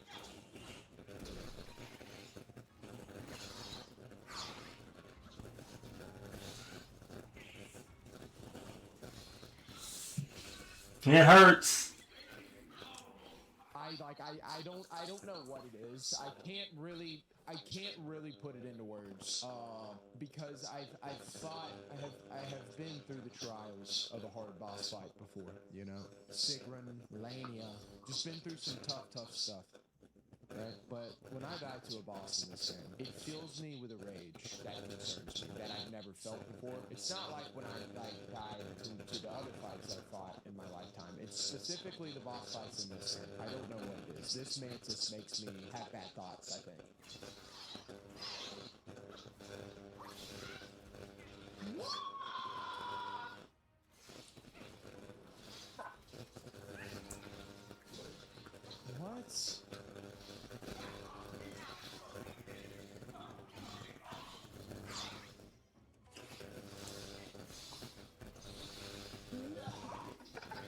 He is whooping his ass. What the?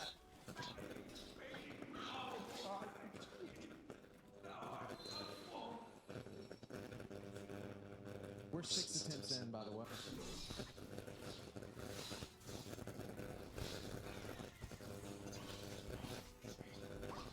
I don't know what to do there. What?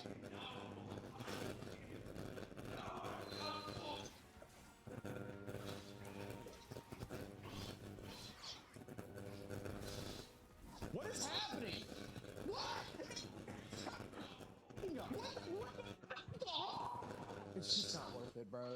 It's not worth it. It's not worth it. I'm playing something else. It's not worth it. It's just not worth it, bro. Rob, buddy, are you seriously going to let yourself give up because of the monkey game? Are you seriously going to lose to a monkey? We didn't evolve from them so that you could make us look like the inferior species. So I need you to sit down, turn on that PS5 Pro, pick up a controller, and lock in!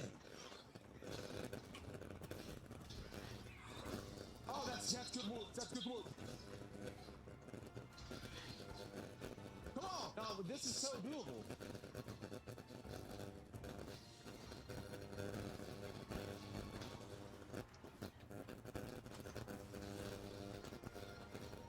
This is so doable. What the hell is that? I don't understand what a lot of his moves are, bro. Come on. What is happening?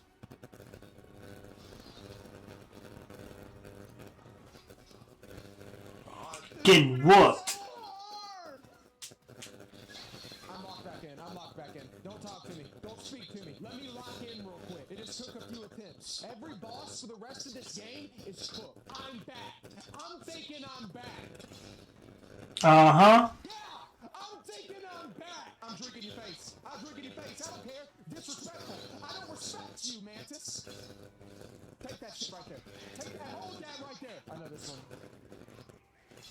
No, wait. No. No. Come on. Come on, lock in. No. Lock in. I'm I wish this game didn't exist.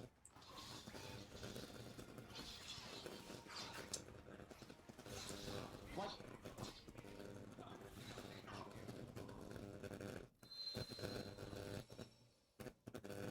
I'm not gonna make it through. There's no way. We're not gonna get through like this.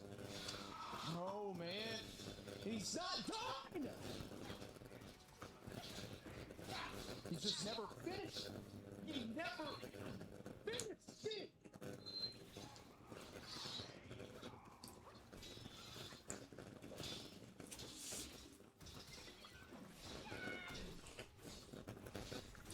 I'm sorry, dude, like, I'm getting so close, and I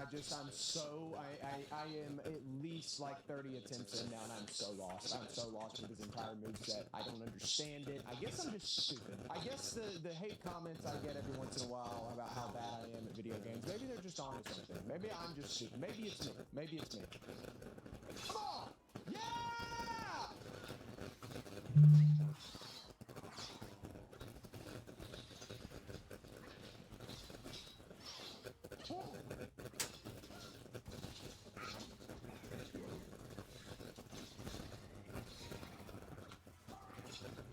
Please.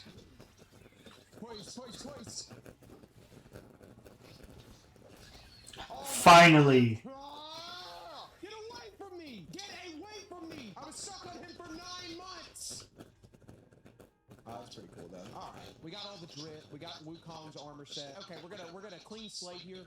No more negative energy. Alright, no more negative energy. We're gonna press forward with only positive things to say. If I don't have anything nice to say, I just won't say it at all. We're gonna get through this game and finally move on with our lives. 32 attempts is nasty. Entire gear set obtained. That meant that it was time to head up the mountain to the Monkey King's resting place, making a stop on the way in the Water Curtain Cave to grab his staff, getting us the next story trophy. Oh, I'm kind of hyped, low-key. He got that stomp for real. No, exactly like Wukong. Go set it. You look like a Fist warrior. Come with me. Let's find out what that old monkey Here's up to. No, I'm kind of locked in now. Hold on. It is kind of crazy to think about. I see what y'all are kind of getting at. Guardian of Gear. We got a trophy though. We ain't gonna need that. We ain't doing the platinum.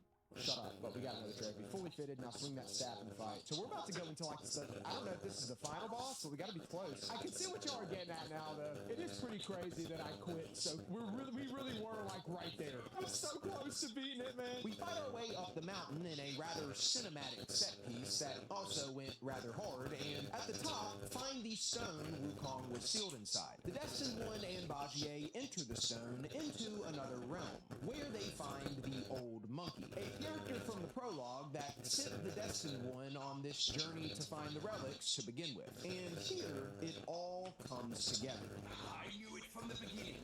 You were the mind of Wukong all along. Oh.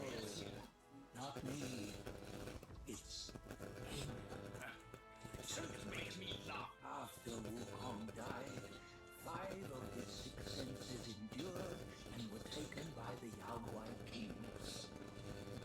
Only his mind was lost. So who he's been playing as all along, the Destined One, is the mind of Wukong.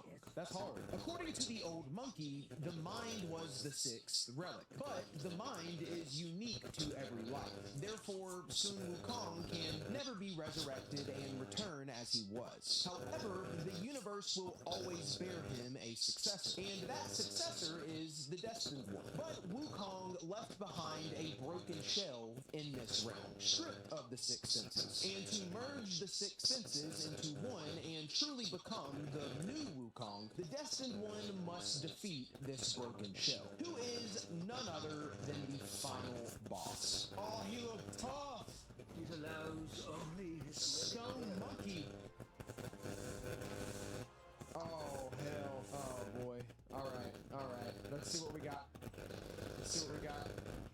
Let's see what we got. Okay, that's not that bad. Okay, that's a big delay. Margit, okay, and alright, AoE. Okay, Margit the Fell Omen. I'm already thinking about these future inevitable phases that are coming, because this is obviously not going to be the fight. Woo! Whoa! Alright, that was like half his health bar. Oh, he just parried the shit out of me. He liked that for real. Alright, so now the real fight starts. Ooh! I didn't realize his hair was that gray.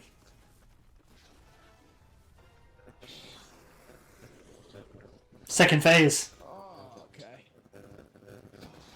Oh, GG's. That's it.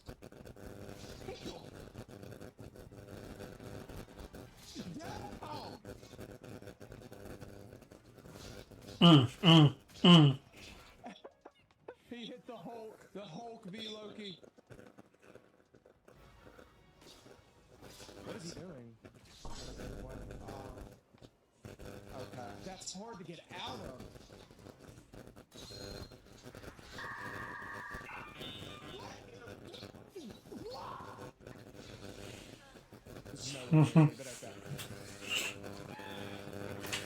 Disappeared again. Yeah. Okay, we're done. No. Why did I do that? Why did I do that?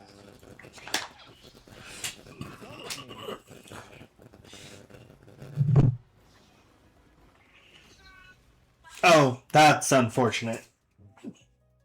Don't you dare. Rafa Luffy, don't you dare. I want to do it so bad. I want to do it so bad. I am Rob. Hey, Jetro! Hey, when you uploading some more videos, man? Come on, man. I'm probably gonna react to some of his videos too. I love watching Jetro. This Jetro, man. If y'all don't know, great YouTuber, great and upcoming YouTuber. Almost 200K subscribers. Hope to be like you one day, brother.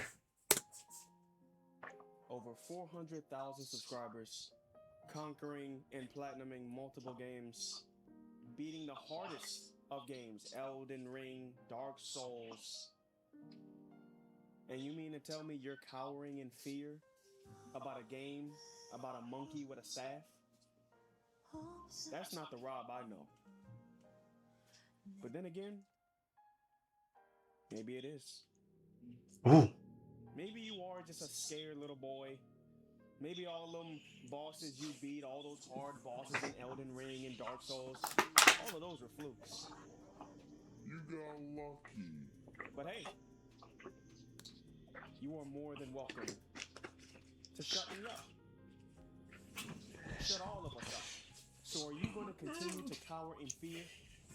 Or are you going to pick up the controller, play as that monkey, grab the staff, extend it, and shove it up there?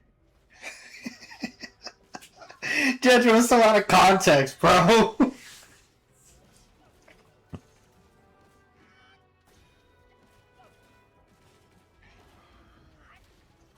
don't know, man.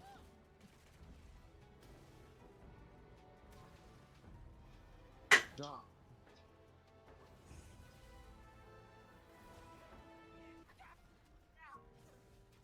Alright, man, I'm good for the day. So, change of plans. Again, at the time of recording this, I wasn't intending on platinuming this game, and I had not changed my mind about that, at least not yet. However, what did happen was my ego showed up. I started thinking about all of the bosses I skipped over, and how it was going to feel if I beat the final boss without doing those. Not to mention, you can't get the secret true ending without beating a couple of other bosses first anyway. So we made an audible. I decided I wasn't gonna dodge no smoke, and to go back and defeat every major boss I hadn't done yet before I beat Stone Monkey. Now, I will say, one or two of these I was a little over-leveled for at this point, such as the one I started with, Yin Tiger. All I gotta do is somewhat learn his moveset and we'll be chilling. What does this do again? Pluck of Mini? Hold that. Beat his ass! Beat his ass! Aim stronger together! Oh, we did it! Hey, look. We're just mad over-leveled for him now. That's all that is.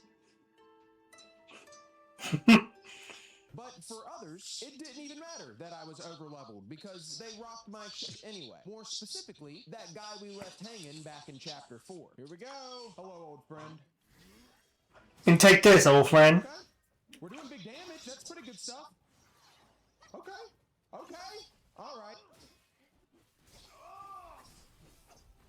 He's just doing a lot, huh? He's just doing a lot, huh? All right. Your voice was the soundtrack of my summer. Okay. Okay. Okay. It's a little bit of damage. A little bit of damage. Hold on. Let me drink.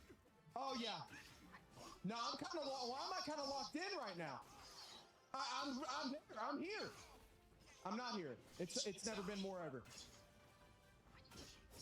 Oh, he does another. All right. Well, I'm thinking 10 attempts. That was attempt 2. I'm thinking 10 attempts. Dang it. 7 more. Oh my God. 4, 5, 7 attempts, maybe. 6, 7, 6, 7, 8, 9.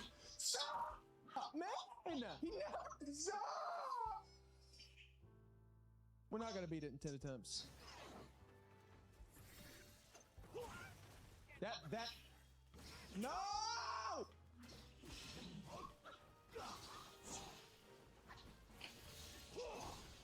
Whoa! He actually dodged it. No. Can't smell what the rock's cooking. Can't smell what the rock's cooking.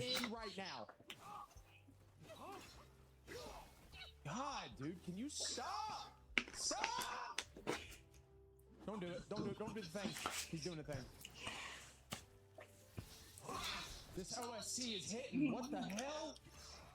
The OST is really good, but it's very distracting.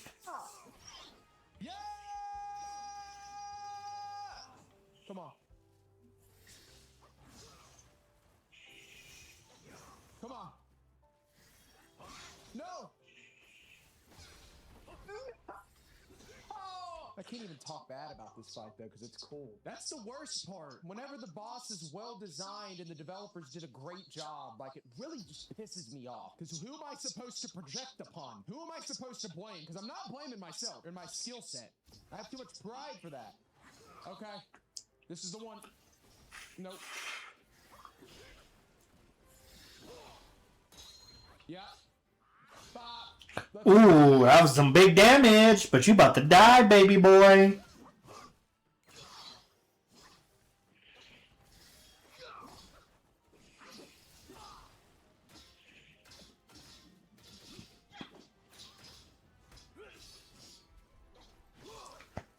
I would say stop using that. Go for it, young man. Good shit. Ooh, we got a trophy that we don't need. 13 attempts, okay.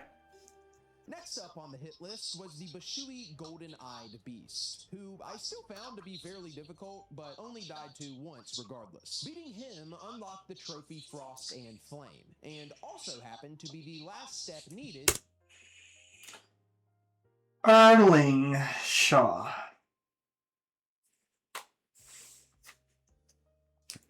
By far the hardest boss I've ever fought.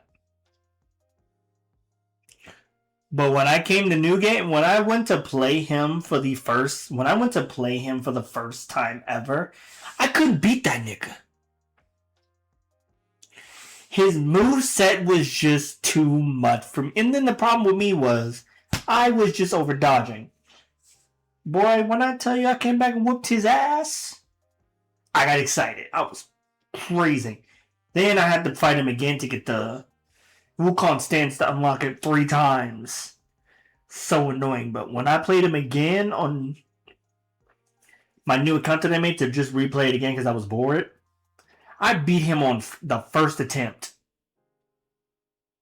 I was like, am I starting to learn his moveset because I played him so much? Let me find out. To unlock the big secret boss that would lead to the true ending. That boss being Erlang, the Sacred Divinity. Poetically, the very first boss we faced in the prologue. Pretty much unanimously considered to be the hardest fight in the entire game. Many say that this is the real final boss, and I was about to find out why. Oh, he's got like a shield, bro.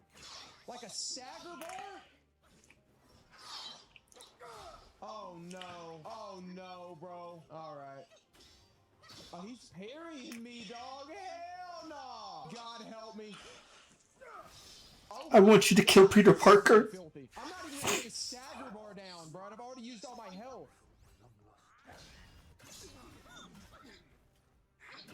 Okay. Hold on, what are you doing?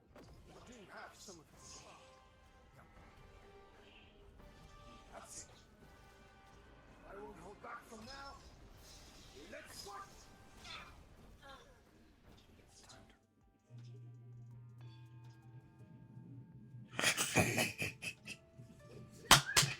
You know, for months now, we've all been wondering when will Optimistic human. away from this game. When will he finally stand up and face Hey, you rage too when you platinum this. Don't think I didn't forget. You rage too. You nearly quit too. the Monkey King? Everybody is doubting you. Everybody says you can't do it. You ran away one time, you'll do it again. What are you prepared to do about it? Stand up, lock in, beat his ass. Stand up like it and beat his ass.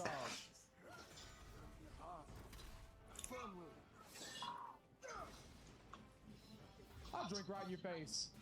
Zero respect. I'll treat you just like I treated Mantis. Your ugly ass eye on your forehead.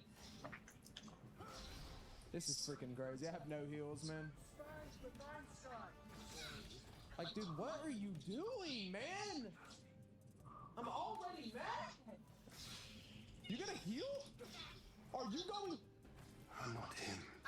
Tough Rob. Hey, bro, that might be the most disrespectful shit I've ever heard a boss say to me since I started playing it.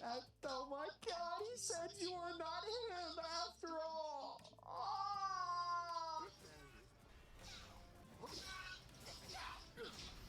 What is this? A humiliation ritual? I'm not him.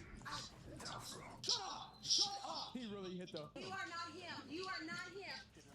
So that's where that video's from. Was she talking about God? Because she pointed up. Nah. Turn-based game, apparently. Almost halfway, guys. Look at us. And now we die. With no health. I'm not him. Tough Rob. Yes. I wonder, has he just been sitting up there? Ass, bro. Just waiting on me? I'm so discouraged. I don't know. This is crazy. I am like, it's so hard. I'm just mentally out of it. All I don't even know where to begin. It is overwhelming.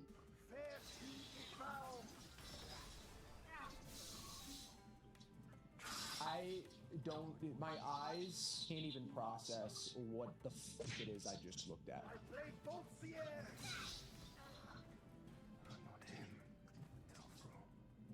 Dude, like, dude.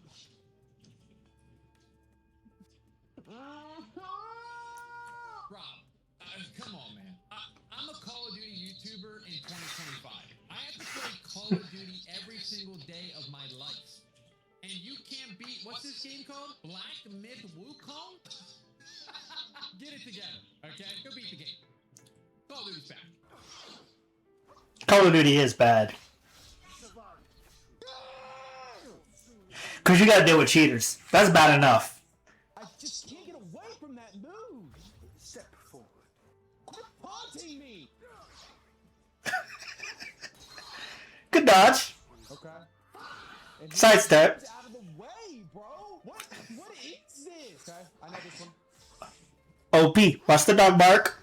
All right. Well, I don't. I'm taking a walk. I hate this game. Okay. Well.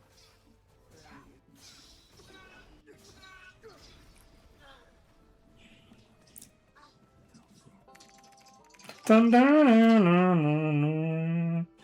How the fuck do I beat him?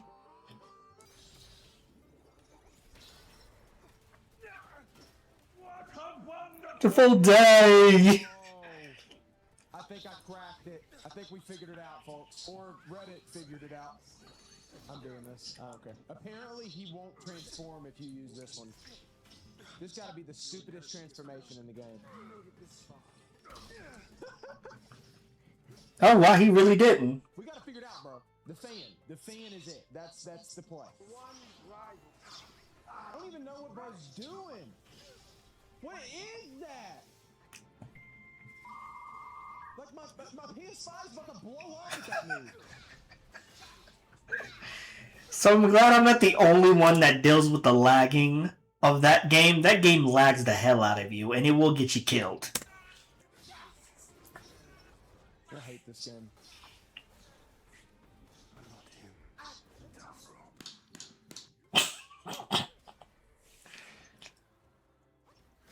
Oh man, I'm never gonna beat this, bro.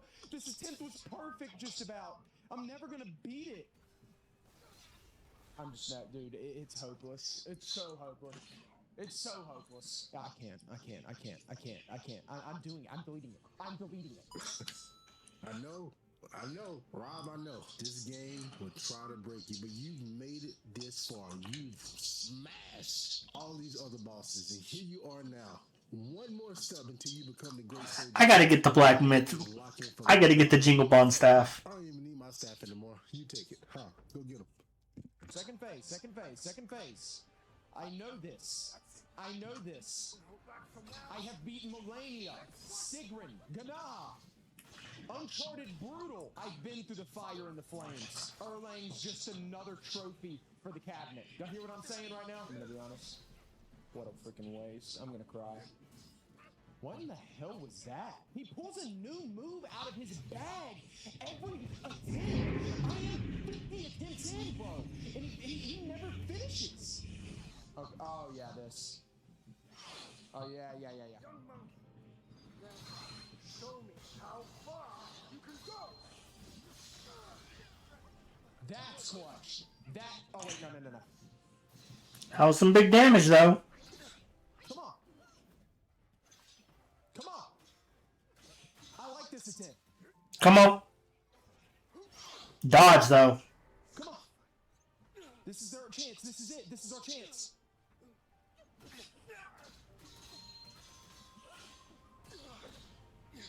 This is our chance. Please, God.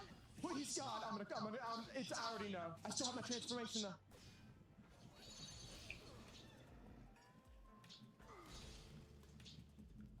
Where is he? Oh, no, he's not. That is devious. This is it. Come on. Oh, no. None ever dared to turn the world upside down. This is the one I've been...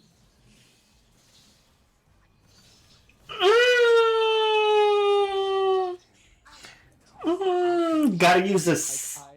Gotta use the staff spin. Gotta use it. Melania didn't make me cry, bro. I want to cry. Like, I know I say that being dramatic. I know I'm over the top sometimes, but he's about to make me actually shed tears on camera. This is like the only thing I could compare this to is February 2nd, 2025, when Nico Harrison ripped my heart from my chest. That was crazy. You thought, bro, not me.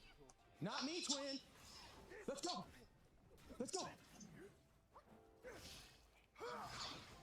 Good dodge. About the dodges, we're getting better. But we're not, though. Fan, we did get one. That last kill gave us one. Come on, baby.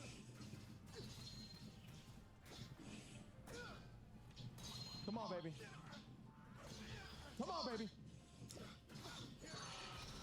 Ooh! I ain't afraid. I'll tank it. I think we won. I think we got him, guys.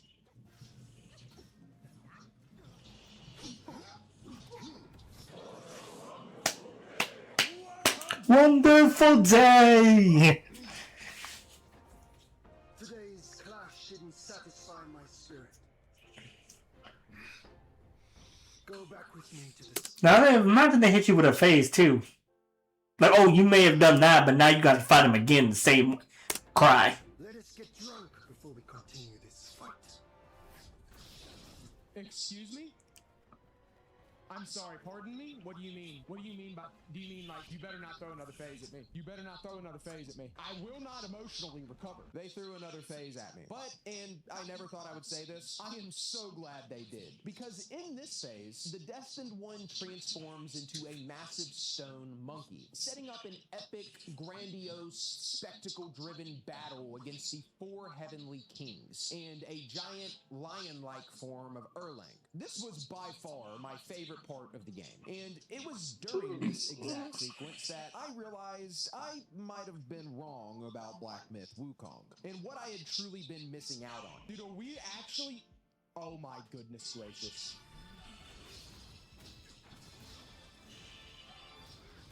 Excuse me? Dude, no. No! This is hard! He killed him. Get motherfucking take that shit. He killed him too. He is not playing. Ooh. Ooh, damn.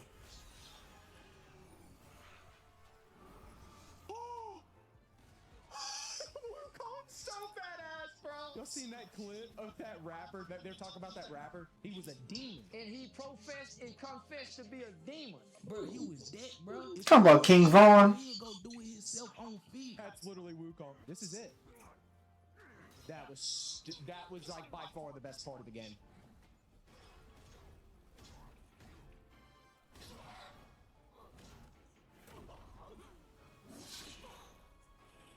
Bro, he must be stopped. Wukong cannot remain free. All I can say is I just feel really stupid. I just feel dumb for the things that I said. Bro, y'all know that meme of the dude digging and then he stops digging right before the diamonds? That's literally me with Black Myth Wukong. Ooh.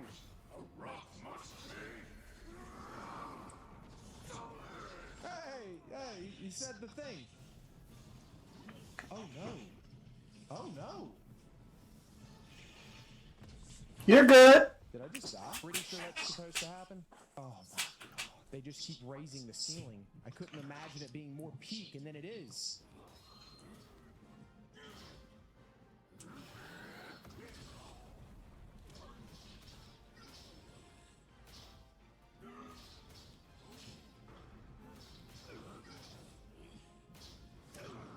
I apologize. I was Black Myth Wukong. I apologize. I was not familiar with your game.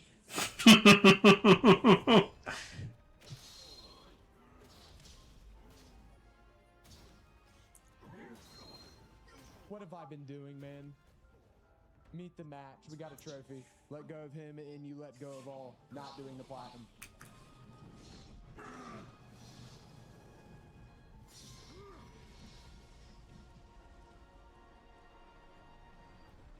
Ugh, get your ass down, you big bitch.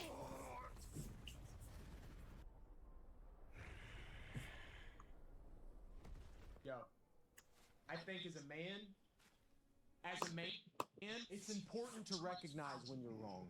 All right, it's important. Very true. 450, almost 100 attempts. That just leaves, folks. One final boss. The final boss. Oh, one more. I gotta get hyped up a little bit first. We gotta lock in. Flowverse. Show me something. I'm holding it! Wait, hold on a second. This is why you quit? A bug made you quit? You're telling me your community has been asking you to beat this game and you quit because of a bug? Bro, come on, bro.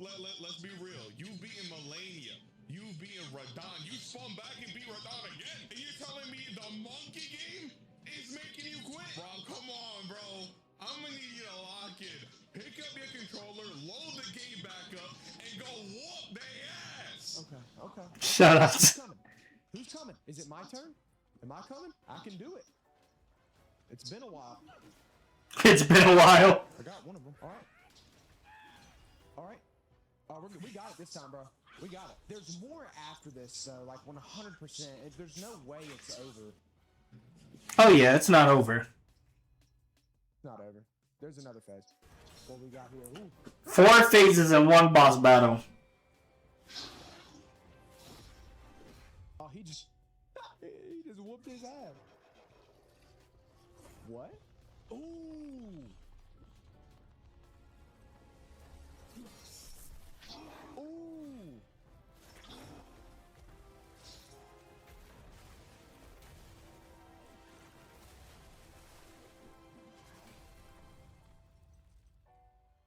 Bro. Ooh, pluck a mini. Caesar would be so proud. That's all he says is ah! He does not talk at all. I wish our character would have talked. There's a third phase to this. Yep.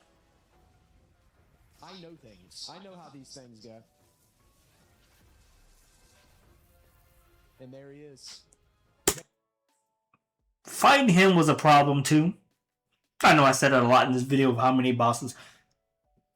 But if you don't learn his moves is what could get you in trouble. His moves are very predictable. Once you start figuring how he operates, oh my god, his moves are so much more easier. His move set put me in a ringer. I couldn't beat him for a while. Couldn't beat him. The only way I think I found a way to beat him was I had the cheese. Until I just started realizing his moveset is easy. Moveset easy. And you're done. Basically the real one, huh? Oh my, dude, he's gonna be so tough.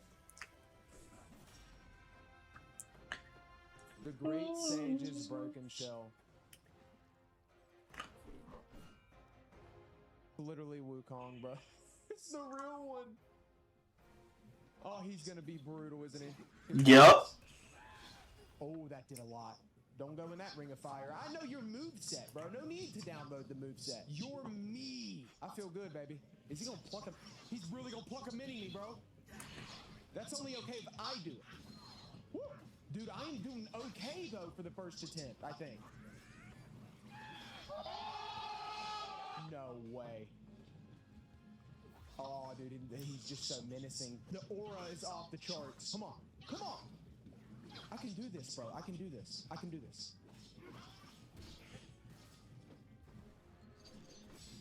There's another phase. That's not it. There's got to be way more than that.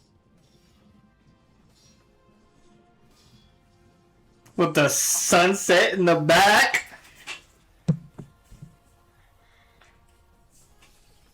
And give me your relics too. Give me your ring. What did he just do? Hey, bro, nah. Look the fun move. I can feel the hope being drained out of me right now. I mean, truly, I have no idea what I'm looking at. Again, why couldn't we get these movesets? These movesets are nasty. Like, these movesets are dead ass nasty, and we couldn't get that? Me again. Hey, bro, this is so freaking hard. Oh, oh my. Juggled your shit. Juggled your shit. And I'm like, put your staff. Take your staff. He just gave it back to him? Oh, dude, this dude's so cold. And give me that.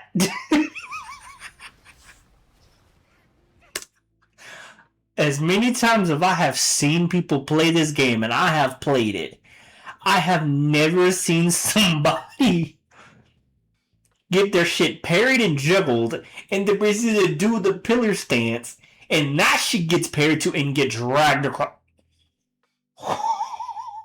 Rob got it the worst, bro. Rob got it the worst, bruh. He really got it the worst. Hey, bro, I think I need to uninstall the game. I'm out of my depth. I need to put on rock solid. What am I doing? Give me that too. No way. And give me a drink too. Give me that too. Give me a loot.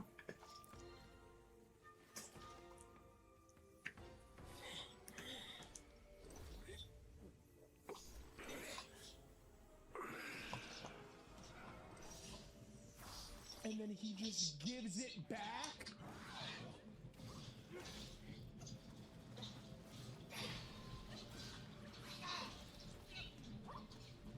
I ain't never seen nothing like this in my life, bro. This is crazy. Come here.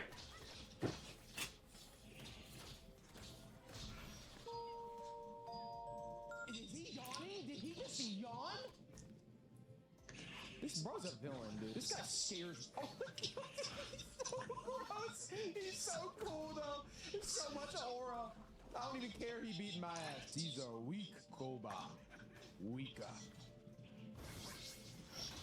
Alright. So come back to me a little bit. Oh, what? Did you just go behind him? Shoulder back. He is actually calling yo shit. Dodgeable. A lot of his moves just feel like cinematically scripted. It's crazy. This is one of the most cinematic fights I think I've ever been a part of. It's sick. I can't even get mad. No! He does it so quick. You've already pressed your attack button. He goes rock solid like in a millisecond.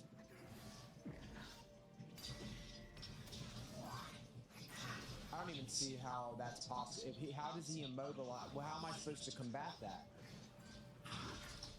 All right, dog. You're so good, man.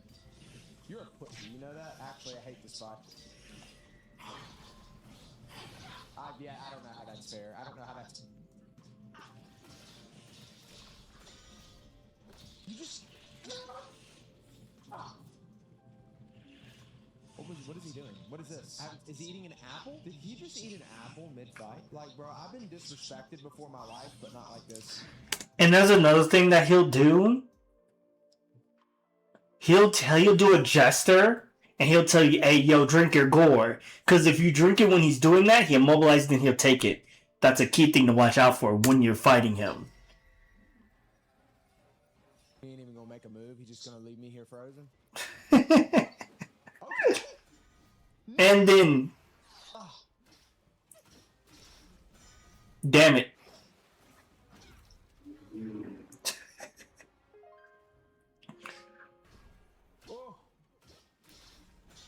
Ooh! What? The way he steals that health from you, they're basically challenging you to not have to use any heals, is what they're trying to get you to do. If you use heals, he's gonna punish you. He's gonna use your heal to heal himself. It's pretty cold, I'm not gonna lie. It's pretty tough. I don't think we've been this far yet. He's rock solid. This is progress, though, baby. Alright, or not. He's just gonna keep beating my ass. No. I gotta walk away. How many times he gonna hit you with that move? I already broke this controller once doing that. Them buttons ain't cheap. Yeah, I wish I kept that controller working. I don't know if he's doing the full charge or like the half charge. He has one where he just charges up a little bit, and then he has one where he charges up all the way. It goes 1, 2, and then he goes. I can never tell the difference, bro. See what I'm saying? That's the one he goes full. I can never read which one he's gonna do. D did the 2 that time as well. See, that time he did a half. Make up your mind.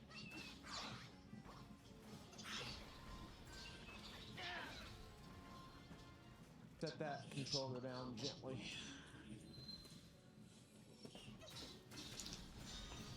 Uh-oh.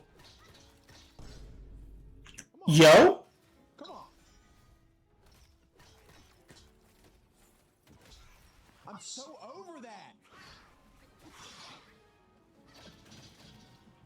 Oh, just let me know. Why don't you just let me know when your combo's done? Dude, I promise I'm 10 to 10 Steve. Haven't seen that one. Haven't seen that one. His bag is deeper than Prime Tracy McGrady. That's good stuff.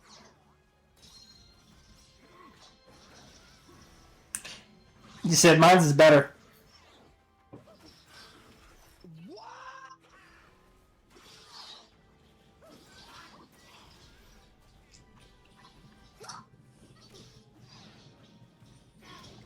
I gotta walk away. I hate this. I'm still gonna. No! It was cool the first time. It's not cool anymore. Woo! I cannot believe we got out. No!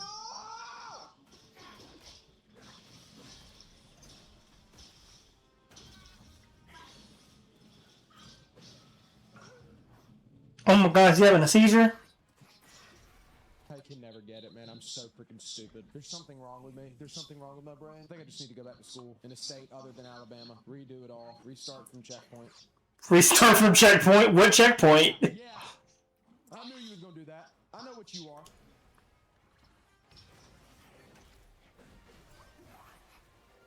What was that?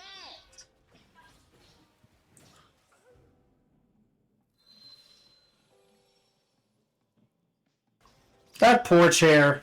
I'm dead.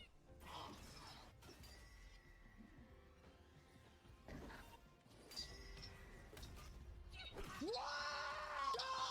He did that 3 times! Back to back to back! I ain't never seen him do that to me 3 times. He has never mobilized me 3 times. That move. I feel good about this one. I'm locked. I'm locked. No, you're not. Alright, man. Sure. Don't know what that was. Okay. Okay. I think this is the best attempt yet. Dead ass. I really do. Okay. Okay. Oh my God. Okay. I don't even know what that one was, bro. Come on. Come on. Come on. Okay, Rob, come on, talk to me then. I taste the glory.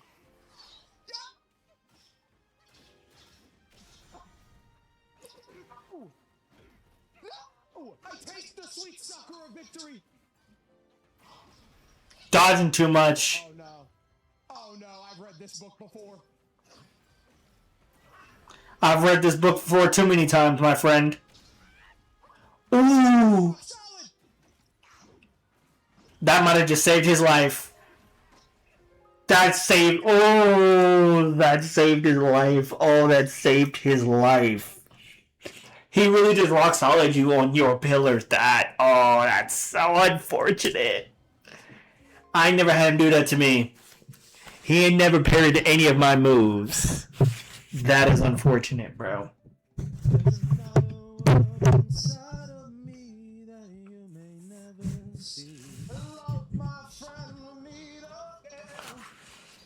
He's got a nice voice. I don't know what he can sing. Rock parry. This will make you hate Rock Solid. But see, when he does that to me, I parry him back.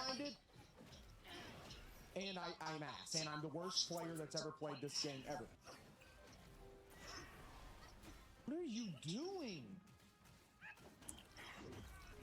That.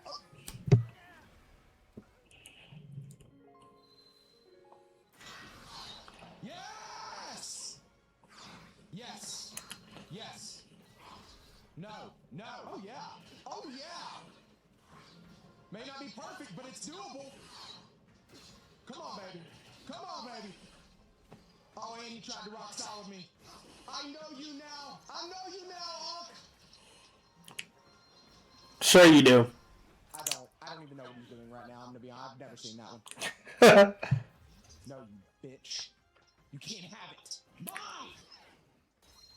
Don't you do it. Don't you parry me. You bitch. Yeah! Yes! Yes! Yes! Yes, Gertie! Let the Gert commence! What? I thought it was 2! Why did my brain think it was 2?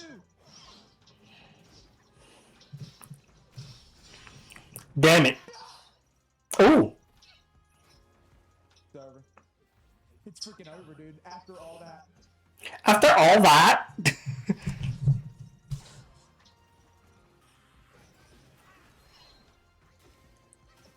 Just a little bit, just a little bit, just a little bit. Ooh! You got him. You lucky bastard. You lucky bastard. You got him. You fucking got him. It's over. There is no third phase. The trophy pop. Guys, we've beaten Black Myth Wukong. The destined one has become Wukong. Oh my goodness gracious, bro. Oh my goodness gracious. What a fight, dude. That was literally, I know I was going absolutely berserk there, but that was one of the coolest fights. One of the coolest boss fights I've ever been a part of. I'm not even joking. That was so cool.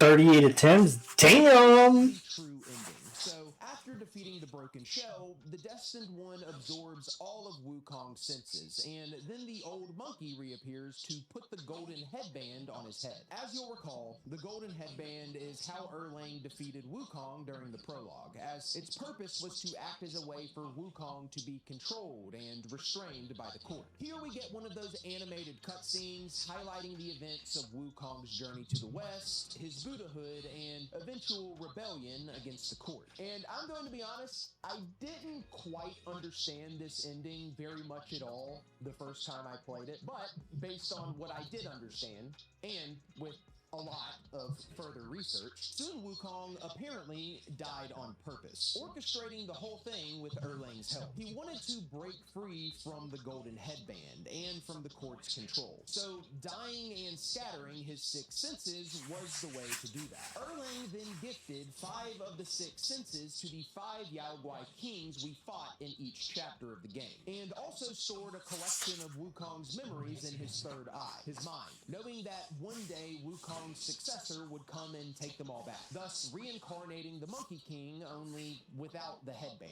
So, TLDR, Wukong wanted to break free from the cycle of control. He gets himself killed with the help of Erlang, who then strategically places the relics. The Destined One shows up and proves himself as the true successor, gains all the relics and senses back, becomes the new reincarnated Wukong, cycle of control broken. I am so sorry if I got anything wrong there. This is a lot for me. And that's it. That's the game. You know that saying, hindsight is 20/20? Well, I sit here now, 2 years later, realizing how much truth there is behind that saying. Up until Yaksha King and the initial rage quit, I actually really liked Black Myth Wukong. Hell, there were several times throughout my playthrough leading up to the uninstall that I was calling it my game of the year. So, why did I end up uninstalling? That's the $1 million question that everybody in every stream is always asking. And now, having so long to reflect, I have come to a realization. The real one responsible for my frustration, the one that started this whole thing to begin with, was Lies of P. Well, if it isn't our old friend... Liza P, really? Said way back in Chapter 2, Wukong was the 4th platinum in a row that was a very heavy boss-centric game. In the months leading up to it, I did Bloodborne, then Shadow of the Erdtree, then Lies of P. I did 3 of the hardest games I've ever done on the channel, back to back to back, and then tried to play a game with over 100 bosses in it. The truth is, I never actually hated Wukong. Sure, I found it to be difficult at times, and I did have frequent crash outs, but I really enjoyed it. I was just literally burnt out on fighting bosses. And then my eventual resentment towards the game had nothing to do with the actual game. I was just annoyed at the fact that it felt like I was being harassed about it every second of every day. So what started as a, I'm starting to get tired of this game, I don't really care to play it right now, evolved into a fabricated hatred for it, completely unintentionally. So, there you have it. There's your answer. It's literally become a mystery over time as to why I hated this game so much. Like, so much so that if anybody new ever came into chat and asked about Wukong, like, longtime members and mods would be like, hey, we don't talk about that. But there it is. Mystery solved. The reality is, Black Myth Wukong is an incredible video game. Over 100 bosses, and every single one is distinct. Incredible Chinese art scattered throughout and intertwined with its DNA. And a final act that absolutely blew my damn socks off. That last chapter, the Erlang fight, followed by the 4 Heavenly Kings, and then the Broken Shell fight, just absolute peak. Yes, I had to dig a little bit to truly understand it all, but once I did, yeah, peak. Those last 2 fights were so difficult, but the reward at the end for completing them, the payoff, my god, man. But Black Myth Wukong, folks, you asked for it, I delivered. Finally, I know it took a long time, but it has been defeated. Now I can leave the monkey game behind me for good. You're up 2-0. What's the story? Job's not finished. You're only half happy, or Should be happy. Keep it about. you're up 2-0? Job's not finished. Job finished? No, I don't think so. No. Shit, I gotta get the platinum. Wow, October. Wow, just recently. Yay, we did it. Okay. Another 9 months is crazy. I know. But nonetheless, I spun back around the block one last time to finish this journey for good. And I still had quite the grind ahead of me. Throughout this video, calling this game a Souls-like has been a recurring bit. Truthfully, Wukong is way more of an action RPG than anything. It just also happens to have quite a few Souls elements sprinkled in there as well. That being said, even though the game itself isn't entirely a Souls-like, its platinum trophy sure as hell is. Oh, thank you, God. Thank you, God. This is the dumbest thing I've ever done. Dude, I cannot believe what I'm doing right now. I mean, this is insane. Why does this exist? Why did they do it?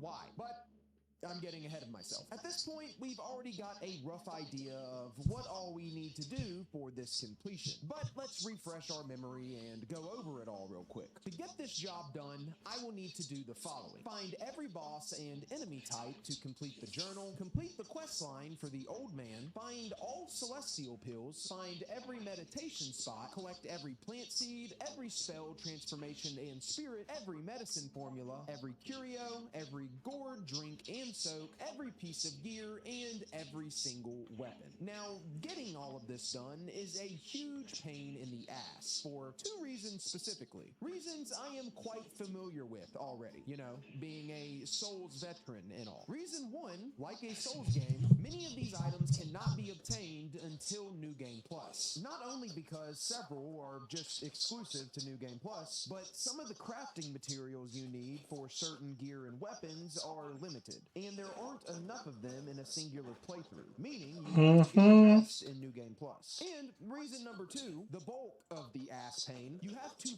farm for a lot of the items. Like, a lot. More farming than anything I have personally seen in a Souls game. These types of grinds can genuinely get I hate it. They shouldn't exist. There is no reason why you should be locking items tied to completion behind ultra rare drop rates and forcing the player to waste hours of their time killing the same enemies and doing the same things over and over again. I will never change my mind on this, and I actually find it to be disrespectful to the player's time. But I'll save that philosophical think piece for another day. The good news is, the genuine difficulty of this platinum lies in beating the major bosses in the first playthrough. So that's already behind us. Everything going forward is just mindless grind. My approach here was to clean up as much as I possibly could before starting New Game Plus. And I kicked that process off with the missing journal entries. Believe it or not, I wasn't missing near as many of these as I was expecting. As we know, I was very thorough in my first playthrough, and there were really only a handful of bosses to clean up. I couldn't pop the trophy for completing the journal entirely quite yet, though, because of one singular boss, the Bat from Chapter 3. And though I missed Scorpion Lord as well, I guess he still got his journal entry because of his involvement in the Duskvale fight. So I would pop this trophy as soon as I killed the Bat in New Game Plus. But for now, we are good to go on the journal. And from there, before hopping into Farm Simulator 27, I went ahead and wrapped up as I could that were not RNG dependent. I upgraded my gourd to max level and spoke to the old man in his last spot, concluding his quest line and earning Always Accompanied. Hunted down the 24th and final meditation spot for Scenic Seeker, and then I rounded up the remaining celestial pills, popping that trophy as well. Medicine meal, baby. Yes, sir. Here, have it.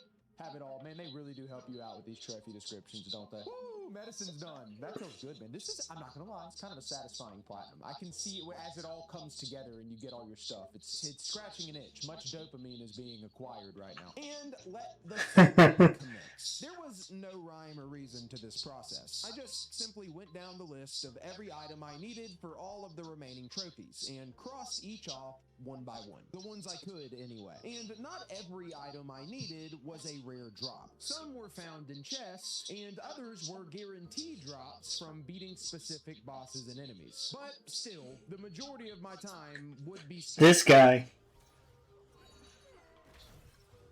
Thank you. Thank ya. Yes. All right. I think we have to do a ton more stuff like that. I love that stuff like that, man. I love a good RNG experience in a video game. Nothing makes me more erect.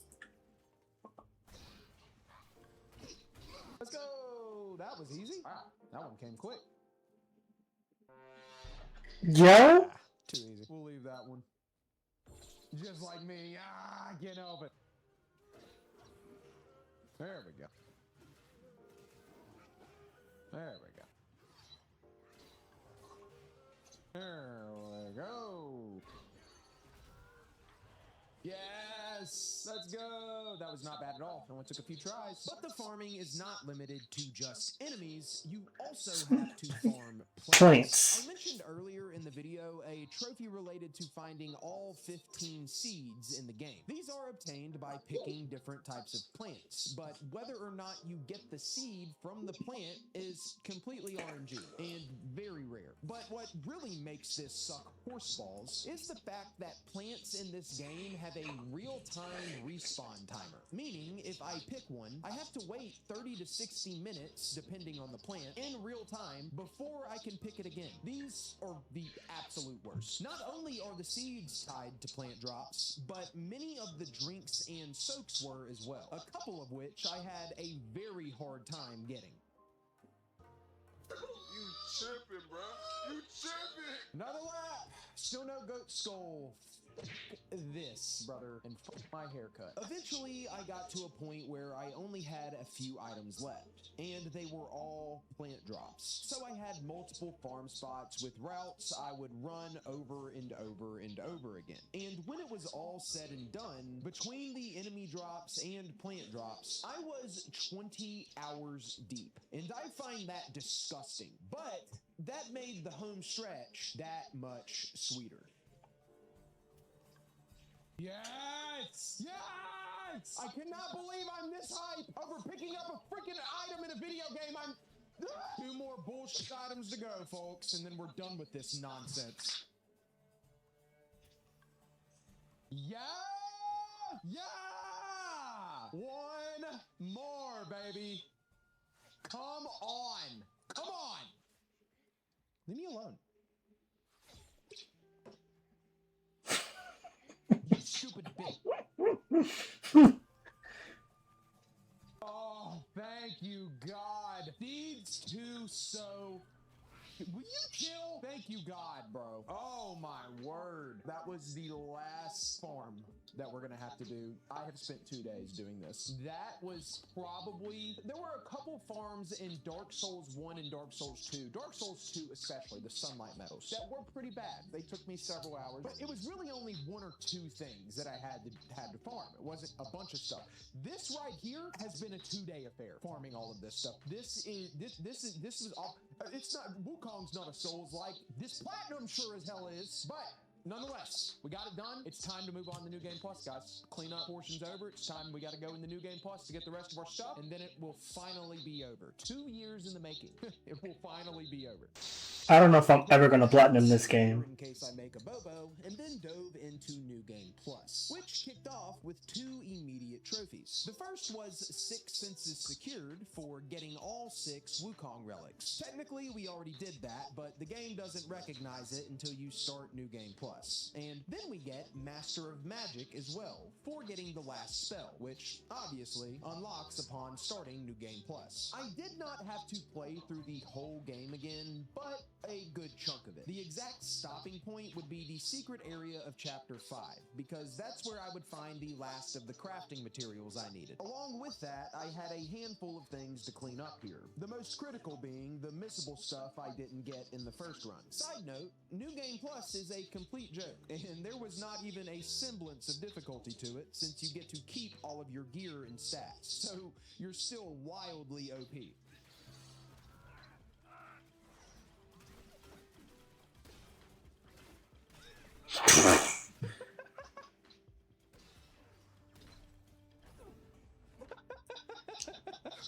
Oh, New Game Plus is fun, dude. We speed run through Chapter 1, grab the second Prince Spirit from Chapter 2 that we missed the first time, and shortly after meet Zoodog, where we buy the last medicine formula, giving us Page Preserver. Then in Chapter 3, I would earn the final curio and fight the Bat Boss I needed to complete the journal.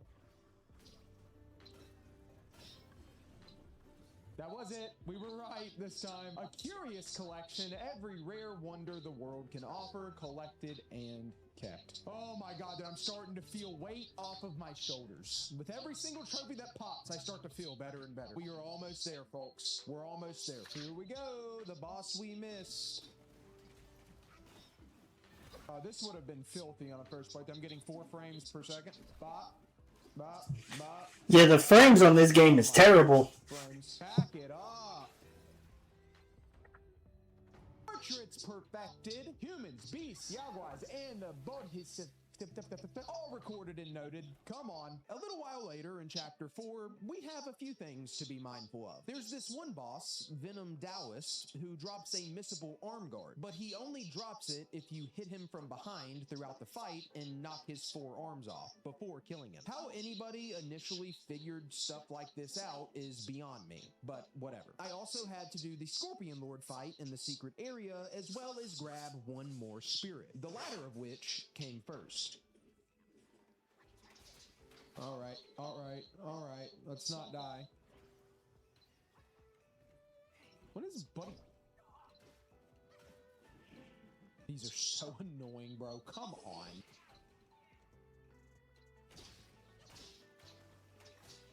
What the hell? Hi. We gotta be joking, man. We gotta be joking. It's a joke. Now I know why I missed it.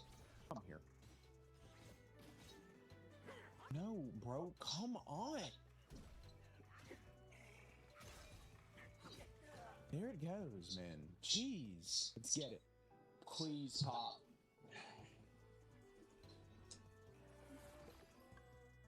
Fickle forms, transformations, and spirit skills. You have mastered them all. I don't know how I missed that the first playthrough, but it's all good. We got it. That's all that matters. Closing in, folks. I can't believe this is happening. I can't believe it's really happening. Here we go. Whoop, whoop. Missed this one in the first run. Get that? Oh, we're good. Yeah, we'll be just fine. Let's get a 8 stronger together type beat. Ah. Oh my goodness. Where'd my monkeys go? Oh, did I not get it off? Oh, that's not good. Oh, bro's kind of crazy with it. Hold on. Can you chill? Yeah, he's a little challenging. I fought him recently. He's a little challenging.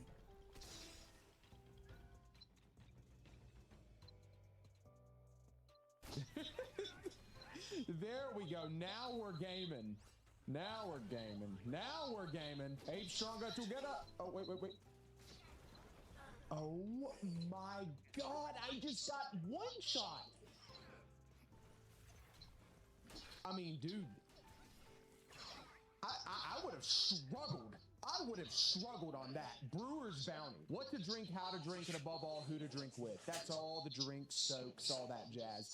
If I would have found that in the first playthrough, we would have had some peak crash outs for sure. That was brutal, bro. What in the hell did I just fight? I'm like a level 140 something, bro, and he's kicking my ass. But, ladies and gentlemen, that just leaves a couple armor sets, couple more weapons, and we're done. Let's do it. I wrapped up the remainder of Chapter 4, sprinted through Chapter 5, all the way to the secret area. The last order of business being to simply beat the Bishui Beast and use the crafting materials you get from him to make the final armor pieces and weapon, marking the end of my very own journey to the west.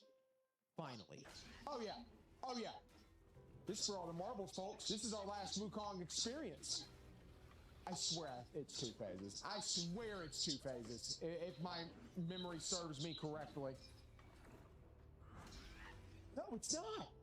That was You thought it was 2 phases? Guys, we just platinumed Wukong. I thank God. Please knock on wood. I'm speaking too soon. Oh my God, this is craft weapons. I gotta make sure. Hold on. Let's before we get ahead of ourselves. We've got 4 King's Iron Horn. Okay. I gotta make sure before I start spinning. I will make a backup save. Don't play with me. All right. So let's do that. Boom. Boom. Mantled with might. That's all the armor. Let's go over to weapons. It should pop here. It should pop here. We've done it. Ladies and gentlemen, Black Myth Wukong has been platinumed. Final fulfillment. Each order paved your way to what you are meant to be. 2 years. 5 separate offices, recording studios. God knows how many different haircuts. That is how long it took me to get this platinum trophy right here to pop. But ladies and gentlemen, let me tell you something. Wukong's journey and my journey have both... You know, I really don't know where I'm going with this. I don't know where you're going with this one either. Much like Wukong went on his journey, I went on my own journey. And it's been a bumpy ride, but you know what? At the end of it all, looking back on this experience, this is a really good game. Kind of turned into a bit more than anything. It wasn't that I just full on like, God, that's such a bad game. Like I hate it, like Assassin's Creed 3, right? But then when I revisited it and beat it, I was like, wow, that was really good. And now coming back for the platinum, yeah, I mean, it was rough. The RNG stuff was rough. This was a rough platinum to get. But the game as a whole, the actual experience of the game, it's good. It's Rob approved. Black Myth Wukong. I never thought I'd say that. I like Black Myth Wukong. There, here, down. If you enjoyed that video, be sure to drop a like and subscribe. Shout out to Rob for Platinum and Black Myth Wukong. We got 9 hours and 49 minutes left till 2K27 comes out. We will be playing that in the morning. I am going to go ahead and end the stream here. We've been streaming for 4 hours. Hopefully the so far doesn't get me in trouble. Had it playing in the background. Such a vibe. Like, subscribe, and comment. My Twitch will be linked down in my YouTube. It'll be linked in my Instagram. I have it on my stories. I have everything. This will be posted on YouTube as well. Thank you guys. I've been enjoying streaming. Hopefully I do get some attraction. But hey, enjoy. I am out of here.